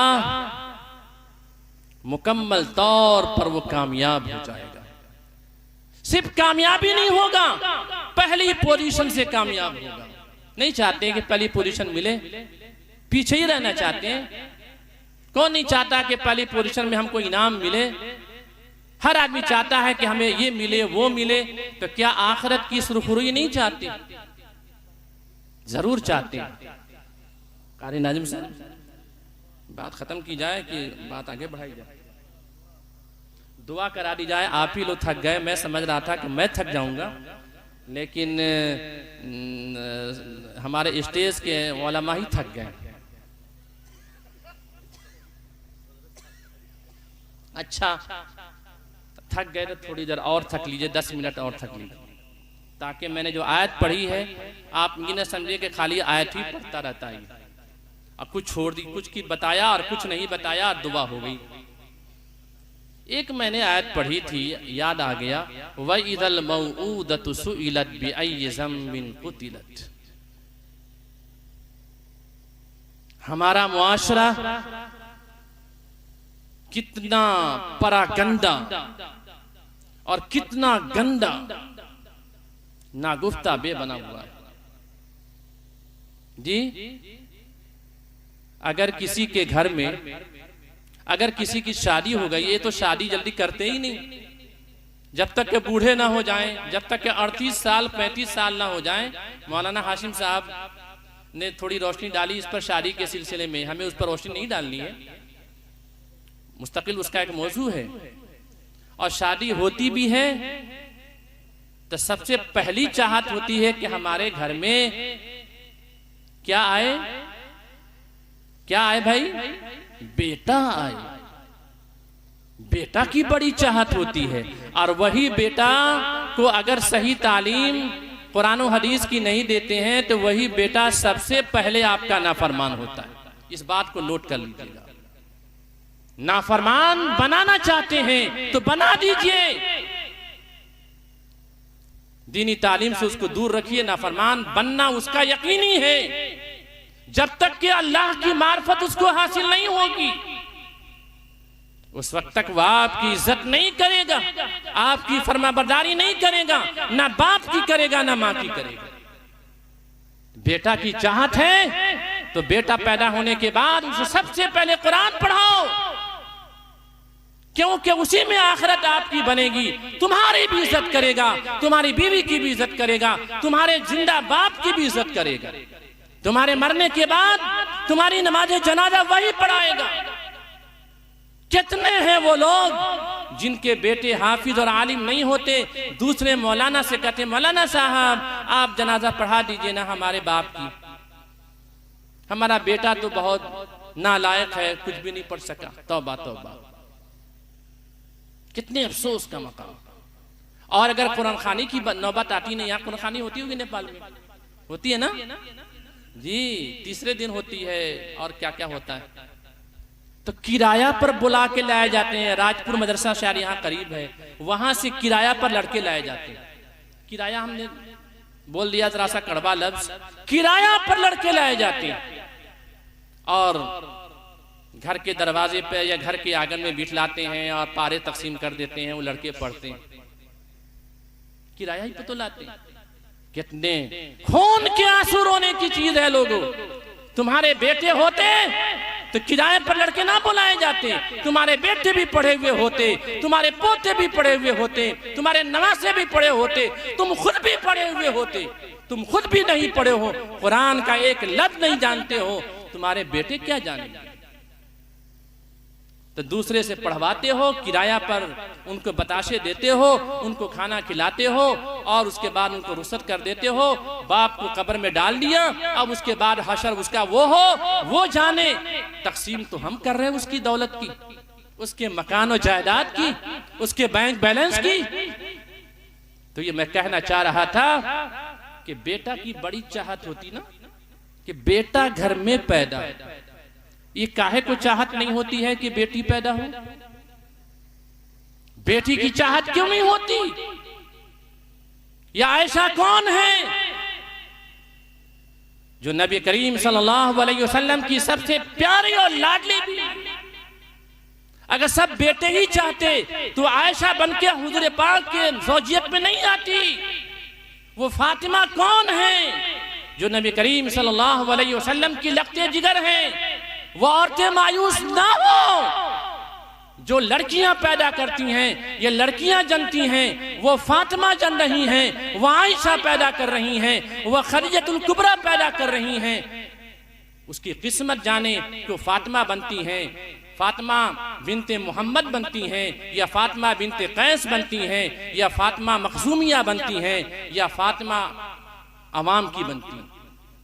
लेकिन बहरहाल बेटी की चाहत लोगों की कम होती है। कारी साहब, घर में अगर बेटा की आपने शादी कर दी और इत्तेफाकन उसको बेटी पैदा हो गई, मुंह लटकाए फिर रहा,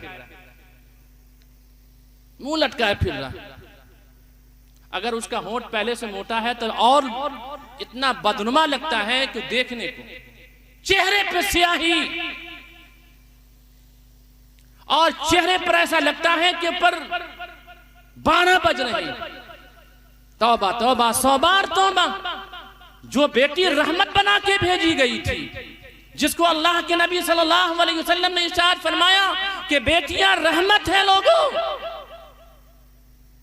बेटे तो नेमत है, ये रहमत है जो घर में रहमत पैदा करती हैं। रहमत किसकी सिफत है लोगों? रहमत अल्लाह तबारक व तआला की सिफत है। वो सिफत अल्लाह तकसीम करके दी है उस घर के अंदर, और तुम्हें मुंह लटकाने को होता है। छुपे छुपे फिर रहे हो, कोई मिठाई खिलाने को कह रहा है तो तुम दामन झाड़ के भाग रहे हो। अरे यार क्या करे, बेटी पैदा हुई है, अरे पोती पैदा हुई है, चले हम निकल गांव ही से निकल जाते हैं। गांव ही छोड़ देता है। कितनी नालायकी है और कितना नालायक वो बाप है या वो उसका उस बच्ची का दादा। कुरान कहता है वइज़ल मौऊदतु सुइलत बिअय्यि ज़ंबिन कुतिलत। ये ज़माने जाहिलियत को दोहराया जा रहा है, ये ज़माने कुफ्रिया को दोहराया जा रहा है। ज़माने जाहिलियत के अंदर भी ऐसा ही होता था। यही बखेड़ा, यही नाज़ो नखड़ा माँ बाप के हुआ करते थे, जो आज भी उसका जहर आज भी लोगों के अंदर है, दिमाग के अंदर। जिंदा दफन कर देते थे लोग अपनी बेटियों को, मार के नहीं, काट के नहीं, ज़िबा करके नहीं, गड्ढा खोदते थे और लड़कियों को उस पे दफन कर देते थे। कितनी बेरहमी होती थी बापू की, कितनी बेरहमी होती थी। हश्र के मैदान में ये बेगुनाह लड़कियां सामने लाए जाएंगी और उनसे पूछा जाएगा कि ऐ बच्ची बता, किस जुर्म के नतीजे में तू जिंदा दरगोर की गई, तुम्हारे बाप ने क्यों दफन किया? वो अल्लाह तबारक व तआला के सामने तुतलाती हुई जबान से गुजारिश करेगी, रो रो के कहेगी और अपने माँ बाप का शिकवा पेश करेगी और अपने माँ बाप की सारी बातें पेश करेगी। एक वाकया छोटा सा मैं सुना के अपनी बात खत्म कर देता हूँ। सुना दूं? मैं सुना दूं? मैं एक सहाबी है, इसी आयत के ज़ैल में तफसीर लिखी है। एक सहाबी है जो अपने ज़माने जाहिलियत की बात बता रहे हैं, अपने ज़माने जाहिलियत की, यानी कुफ्र के हालत की, कुफ्र के ज़माना की बात नकल कर रहे हैं कि मैं सौदागर आदमी था, सौदागरी का काम करता था,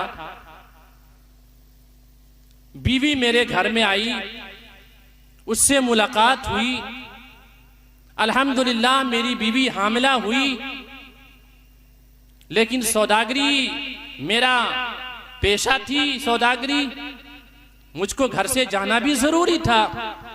मैंने बीवी को यह वसीयत की कि देखो ज़माने जाहिलियत सामने है, ज़माने कुफ्र है, उसके नतीजे में मैं तुमको एक वसीयत करता हूं। वो वसीयत ये है कि तुम्हारे हमल से अगर बेटा पैदा होगा तो खुशियां ही ना मनाना, बल्कि उसके लिए धूम मचा देना, मिठाइयां तकसीम करना, जलसे जुलूस कराना और उसके लिए नाच गाने कराना, और पूरे महल्ले ही नहीं पूरे इलाके के अंदर शोहरत देना कि मैं ये बेटा किसका बेटा है। लेकिन अगर बेटी पैदा हुई तो मैं वसीयत करके जाता हूं कि तुम ज़माने जाहिलियत के एतबार से तुम गड्ढा खोदना और खोदने के बाद इसको उसमें डालकर दफन कर देना। बीवी तो लरस गई। अब अल्लाह ही को मालूम है कि बेटा पैदा होता है या बेटी पैदा होती है। ये जो लोग बताते हैं ना, एक्सरे वाले और अल्ट्रासाउंड वाले, कि बेटा है कि बेटी है, ये बताते नहीं हैं, ये जन है उनका, ये गुमान के तहत बताते हैं। अगर आप कहोगे हकीकत में बताते हैं तो कुरान झूठा हो जाएगा लोगों। कुरान कहता है कि अल्लाह तबारक व तआला चंद चीजों के बारे में ही जानता है, दुनिया की कोई ताकत नहीं जानती है। उसमें से एक चीज यही है कि माँ के रहमों में बेटा है या बेटी, अल्लाह के अलावा कोई नहीं जानता। ये जो डॉक्टर बताते हैं अंदाजे से बताते हैं, उसकी मशीन जो बताती है अंदाजे से बताती है, यकीनी तौर पे नहीं बताती।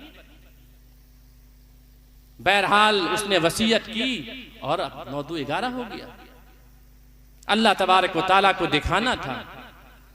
मुद्दत पूरी हुई, उसकी बीवी ने वदअ हमल किया, यानी बच्ची जनी, हवास बाख्ता हो गई। लेकिन अल्लाह तबारक व तआला ने उसके इरादे में बड़ी पुख्तगी दी, कहा कि किसी कीमत में मैं इसे दफन नहीं करूंगा।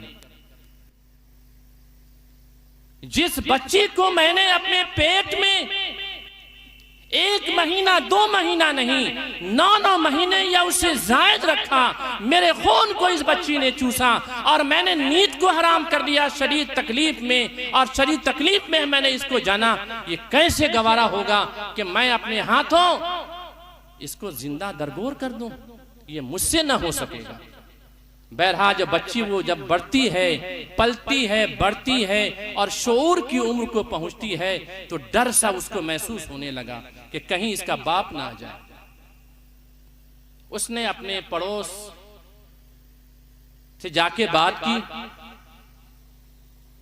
वो साहबी कहते हैं कि मेरी बीवी ने क्या किया, अपने पड़ोस वालों से बात की और पड़ोस वालों से बात करके बच्ची को उसके यहाँ रख दिया। अब वो बच्ची पलने लगी, बढ़ने लगी, परवान चढ़ने लगी, खाने लगी, पीने लगी, कुछ शऊर को पहुंचने लगी। अब ये सौदागर साहब अपनी किस्मत का सितारा चमका के आ रहे हैं, नोट भर के आ रहे हैं। कहां से? सऊदी अरब से आ रहे हैं,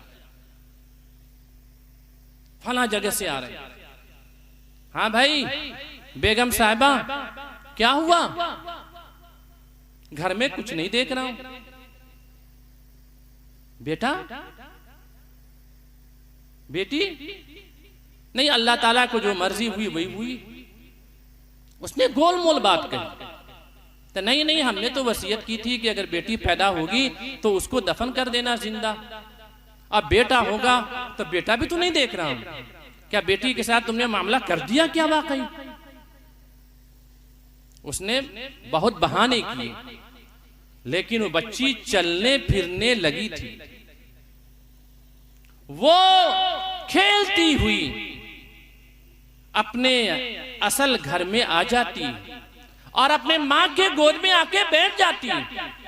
वो बाप जिसके आंख में खून भर आया, ये कौन है, किसकी बेटी है, कहां से आई है कि तुम्हारे गोद से आके चिमक गई, तुम्हारे सीने से लिपट गई? बता, सही बताओ, वरना तुम्हें भी मैं खत्म कर दूंगा। वो सहाबी कहते हैं कि जब जमाने कुफ्र था, जमाने जाहिलियत था, उस वक्त का वाकया ये है कि मैंने अपनी बीवी को बहुत धमकाया कि सही बता। उसने कहा कि जनाब ये आप ही की बेटी है। आपने वसीयत जरूर की थी, आप चाहे मार डालो मुझे, लेकिन बेटी आपकी है, ये मैंने गवारा नहीं किया। ये बेरहम बाप ही ऐसा कर सकता है, कोई माँ ऐसा नहीं कर सकती है कि अपने हाथों, अपने नापाक हाथों अपनी बेटी को जिंदा दफन कर दे। कितना गंदा और परागंदा माहौल था जमाने कुफ्र का, रसूल अकरम सल्लल्लाहु अलैहि वसल्लम की बेइज्जत से पहले का। लेकिन वो सहाबी कहते हैं कि मैं अपनी बीवी को ये कहा कि चलो ठीक है, जब ये बढ़ गई तो अब क्या इसको दफन किया जाए।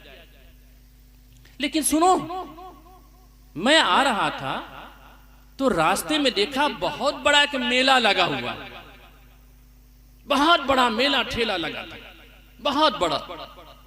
हाँ, अरे वहां छोटे छोटे बच्चे और छोटी छोटी बच्चियां, कोई चूड़ी खरीद रही थी, कोई खिलौना खरीद रही थी, कोई बच्चा खिलौना खरीद रहा था, कोई कुछ खरीद रहा था, कोई कुछ खरीद रहा था। मैं सोचा कि मेरा बेटा होगा तो मैं अपने बेटे को लेके लाऊंगा, वगैरह वगैरह। चलो बेटी हो गई, चलो इसी को मेला लाके दिखाता हूं। धोखा दिया अपनी बीवी को और चुपके से फावड़ा अपने बगल में दबा लिया, बीवी को बताए बगैर और छुपा करके दबा लिया। कहा कि मेरी बेटी को नहला दो, अच्छे कपड़े पहना दो, चूड़ी अगर है तो ये भी पहना दो, मैं इसको अपने कांधे पे बिठला के ले जाऊंगा, इसको मेला दिखला के लाऊंगा, खिलौने खरीद के लाऊंगा, मेरी बेटी खेलेगी, मेरी नन्ही बेटी खूब खेलेगी, तुम तो कुछ भी नहीं खरीद पाई हो। बीवी बेचारी ना समझ, वो तो आधी अक्ल की औरतें होती। हाँ हाँ, अल्लाह के रसूल ने फरमाया है मर्द के मुकाबले में औरतों की अक्लें आधी होती। दीन भी उसको आधा मिला है और अक्ल भी उसको आधी मिली।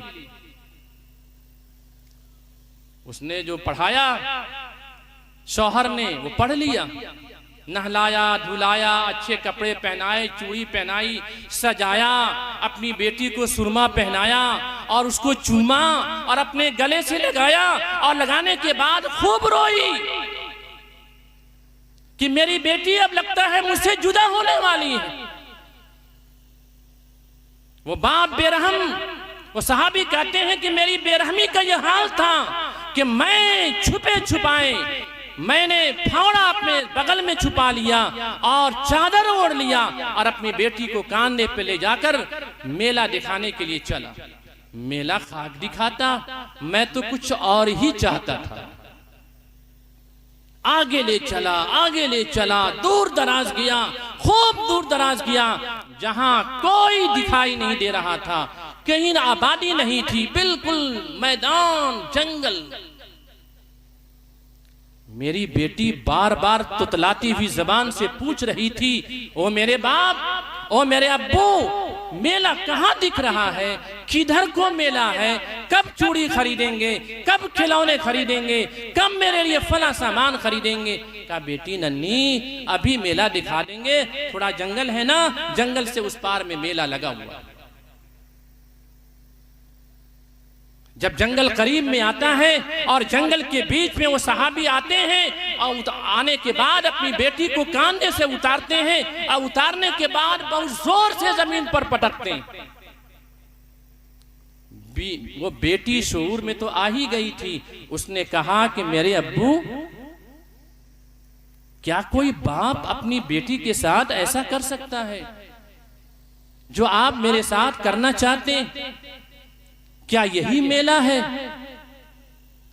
क्या आप मुझको मेला दिखाने लाए हैं? ये क्या है? आप तो कांधे पर बिठला के लाए थे, मेरी माँ से छीन के लाए हैं। मेरी माँ ने मुझको अपने गले लगाया था, मेरी माँ ने मेरे चेहरे को चाटा था, मेरे रुखसार को चाटा था, मेरी पेशानी को चाटा था, और आप मेरे साथ ये बुरा हशर कर रहे हैं। कहा बेटी खामोश रहा, तुमको अभी मेला हम दिखाते हैं। फावड़ा लिया और लेने के बाद गड्ढा खोदा, और गड्ढा खोदने के बाद अपनी बेटी को उठाया और इतने जोर से उठाकर उसको गड्ढे में डाला उस बेरहम बाप ने, कि उस लड़की ने कहा कि मेरे बाप, अब तो मैं मर गई। वो बाप कह रहे हैं कि मेरी बेटी ने कहा मेरे बाप अब छोड़ दो, मैं मर जाऊंगी, अभी भी छोड़ दो, मैं मफलूज ही रहूंगी। मेरे ये पौंचे टूट गए, मेरे ये कांधे टूट गए, मेरे सर टूट रहे हैं, मेरे कांधे टूट गए हैं, अब छोड़ दो, मैं बड़ी हो जाऊंगी, मैं कहीं से भीख मांग के खा लूंगी, मैं कहीं से कुछ लेकर खा लूंगी और अपने गुजारा को कर लूंगी, लेकिन आप पर मैं बोझ को बर्दाश्त नहीं, आप मेरे बोझ को बर्दाश्त नहीं करेंगे। लेकिन बेरहम बाप ने कहा कि जमाने जाहिलियत का जो करतूत है वो तो मैं करके छोड़ूंगा। वो बेरहम बाप जब पत्थर डालना शुरू किया और पत्थर से मारकर उसके सर को तोड़ना शुरू किया, उस बच्चे ने तुतलाती हुई जबान से कहना शुरू किया, ओ मेरे अब्बू जान, ये क्या कर रहे हैं हमारे साथ? मेरी आंख फट गई, मेरी आंख बहने लगी, मेरे सर टूट गए, मेरे भेजे निकल गए। आप जैसे बेरहम बाप न दुनिया में हमने कभी देखा था, न कभी मिल सकेगा। लेकिन बेरहम बाप ने कुछ भी नहीं सुना और उसको जिंदा दफन करके छोड़ दिया। जब वो बेरहम बाप जब दफन से फारिग होकर जब आते हैं, रसूल अकरम सल्लल्लाहु अलैहि वसल्लम के बारे में इल्म होता है कि हमारे मोहम्मद जो आए हैं उनको इस बात का इल्म हो गया है जो मैंने हरकत की है। आप सल्लल्लाहु अलैहि वसल्लम ने उनको बुलाया, कहा कि सुना है कि आपने अपनी बेटी के साथ ऐसा बुरा सलूक किया? कहा जी बिला शुबा मैंने किया। ए अल्लाह के नबी, जब आपको पता चल गया है तो मैं आपसे दरखास्त करता हूं, इसका कोई इलाज है? इसका कोई इलाज है तो बताएं। आपने इरशाद फरमाया, सबसे बड़ा और सबसे उम्दा तरीन इलाज ये है कि तुम इस्लाम कबूल कर लो। इस्लाम कबूल कर लो। इस्लाम पनाह देता है जहन्नम से, आग से बचने का, अज़ाब इलाही और कहर इलाही से बचा देगा। जितनी तुमने गंदी हरकत की है तुमको कोई नहीं बचा सकता है। अगर बचाएगा तो तुम्हारा इस्लाम बचाएगा। आपने उसके सामने ऐलान किया, अल इस्लाम यहदिमु मा काना क़ब्ला। इस्लाम वो तमाम बुराइयों को मुनहदिम कर देता है, उन तमाम गुनाहों को दूर कर देता है जो इस्लाम के कबूल करने से पहले तुमने किए। बुजुर्गों, नौजवानों, यह आज हमारे मुआशरे का नासूर बन गया है। कितना गंदा मुआशरा हमारे घराने में पैदा हो गया है, हमारे खानदान में पैदा हो गया है कि हम बेटियों को बुरी नजर से देखते हैं, बेटियों के साथ बराबरी का मुआमला नहीं करते। अगर हम कोई सामान खरीद के लाते हैं तो बेटा को 2 बालूशाही देते हैं और बेटी को 1 बालूशाही देते हैं। यही बाप है, यही बाप बनने का तरीका है। तरबियत नहीं है उस बाप को सुन लो इस बात को अच्छी तरह, मसला मालूम कर लेना और दूसरे मुफ्तियों से। जिंदगी में बेटा और बेटी का अगर तुम हक बांटना चाहो, चाहे खाने पीने के लाइन से या रुपया पैसे के लाइन से या जमीन जायदाद के लाइन से, तुमको बराबर देना होगा। इसमें यह नहीं चलेगा कि बेटा को दोहरा और बेटी को एक, दोनों को बराबर देना। ये जो कुरान कहता है लिज़्ज़करी मिस्लु हज़्ज़िल उन्सयैन, लिज़्ज़करी मिस्लु हज़्ज़िल उन्सयैन का मतलब है तुम्हारे मरने के बाद, तुम मरने के बाद जो जायदाद छोड़ के जाओगे उसमें तुम्हारे बेटों को दुगुना मिलेगा और तुम्हारी बेटी को उस दुगुने का आधा मिलेगा। लेकिन जब तक तुम जिंदा हो हर चीज में बराबरी होनी चाहिए, तुम्हारी जायदाद में बराबरी होनी चाहिए। अगर तकसीम करना चाहते हो, मिठाई तकसीम करके ला रहे हो, बराबर बराबर तकसीम करो। अगर तुम कपड़े सिलवा रहे हो तो बेटी को भी सिलवाओ, बेटा को सिलवा रहे हो तो बेटी को भी सिलवाओ। बुजुर्गों, बहुत सारी बातें कहने की है, इंशाअल्लाह किसी मौके से आया जाएगा तो कहीं और किसी गांव में फिर बात आगे रखी जाएगी।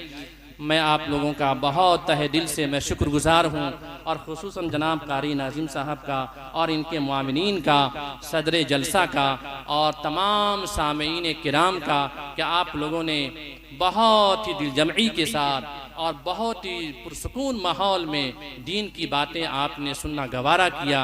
अल्लाह तबारक व तआला से दुआ है कि अल्लाह तबारक व तआला हम सबों को कहने सुनने से ज़्यादा अमल करने की तौफीक अता फरमाए। व आखिरु दावाना अनिल हम्दुलिल्लाहि रब्बिल आलमीन।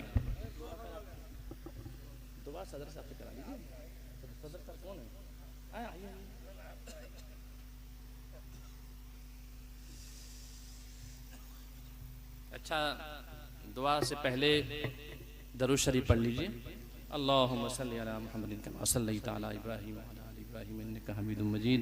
अल्लाहुम्मा बारिक अला मुहम्मदिन कमा बारकता अला इब्राहीम व अला आलि इब्राहीम इन्नका हमीदुम मजीद। दुआ आप करिए, बिला शुबा करिए।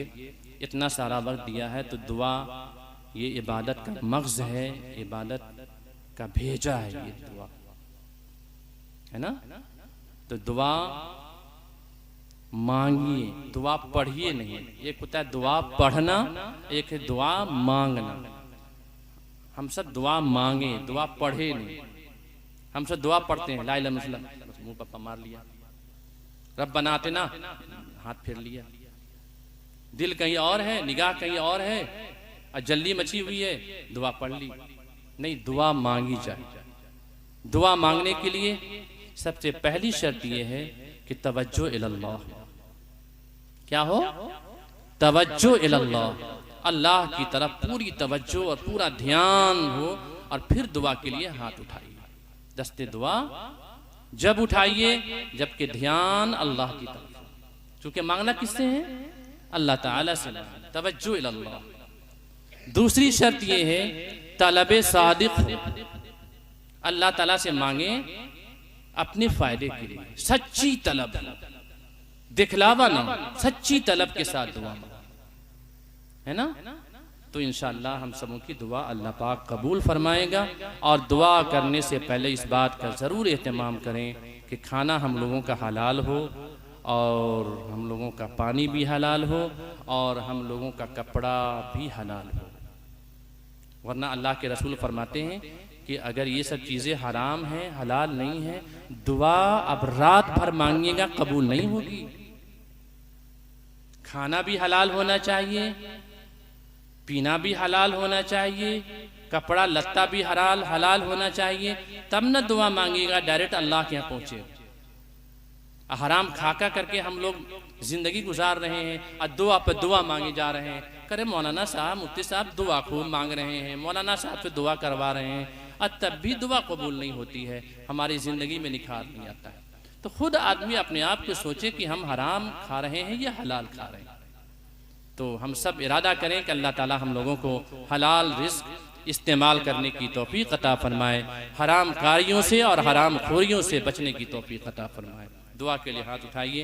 रब्बना आतिना फिद दुनिया हसनतम व फिल आखिरति हसनतम वक़िना अज़ाबन्नार वक़िना अज़ाबल क़ब्र वक़िना अज़ाबल हश्र वक़िना अज़ाबस सकरात। ए अल्लाह पाक हम सब गुनहगार खतावार कसूरवार हम सबों के गुनाहों को माफ़ फरमा दीजिए।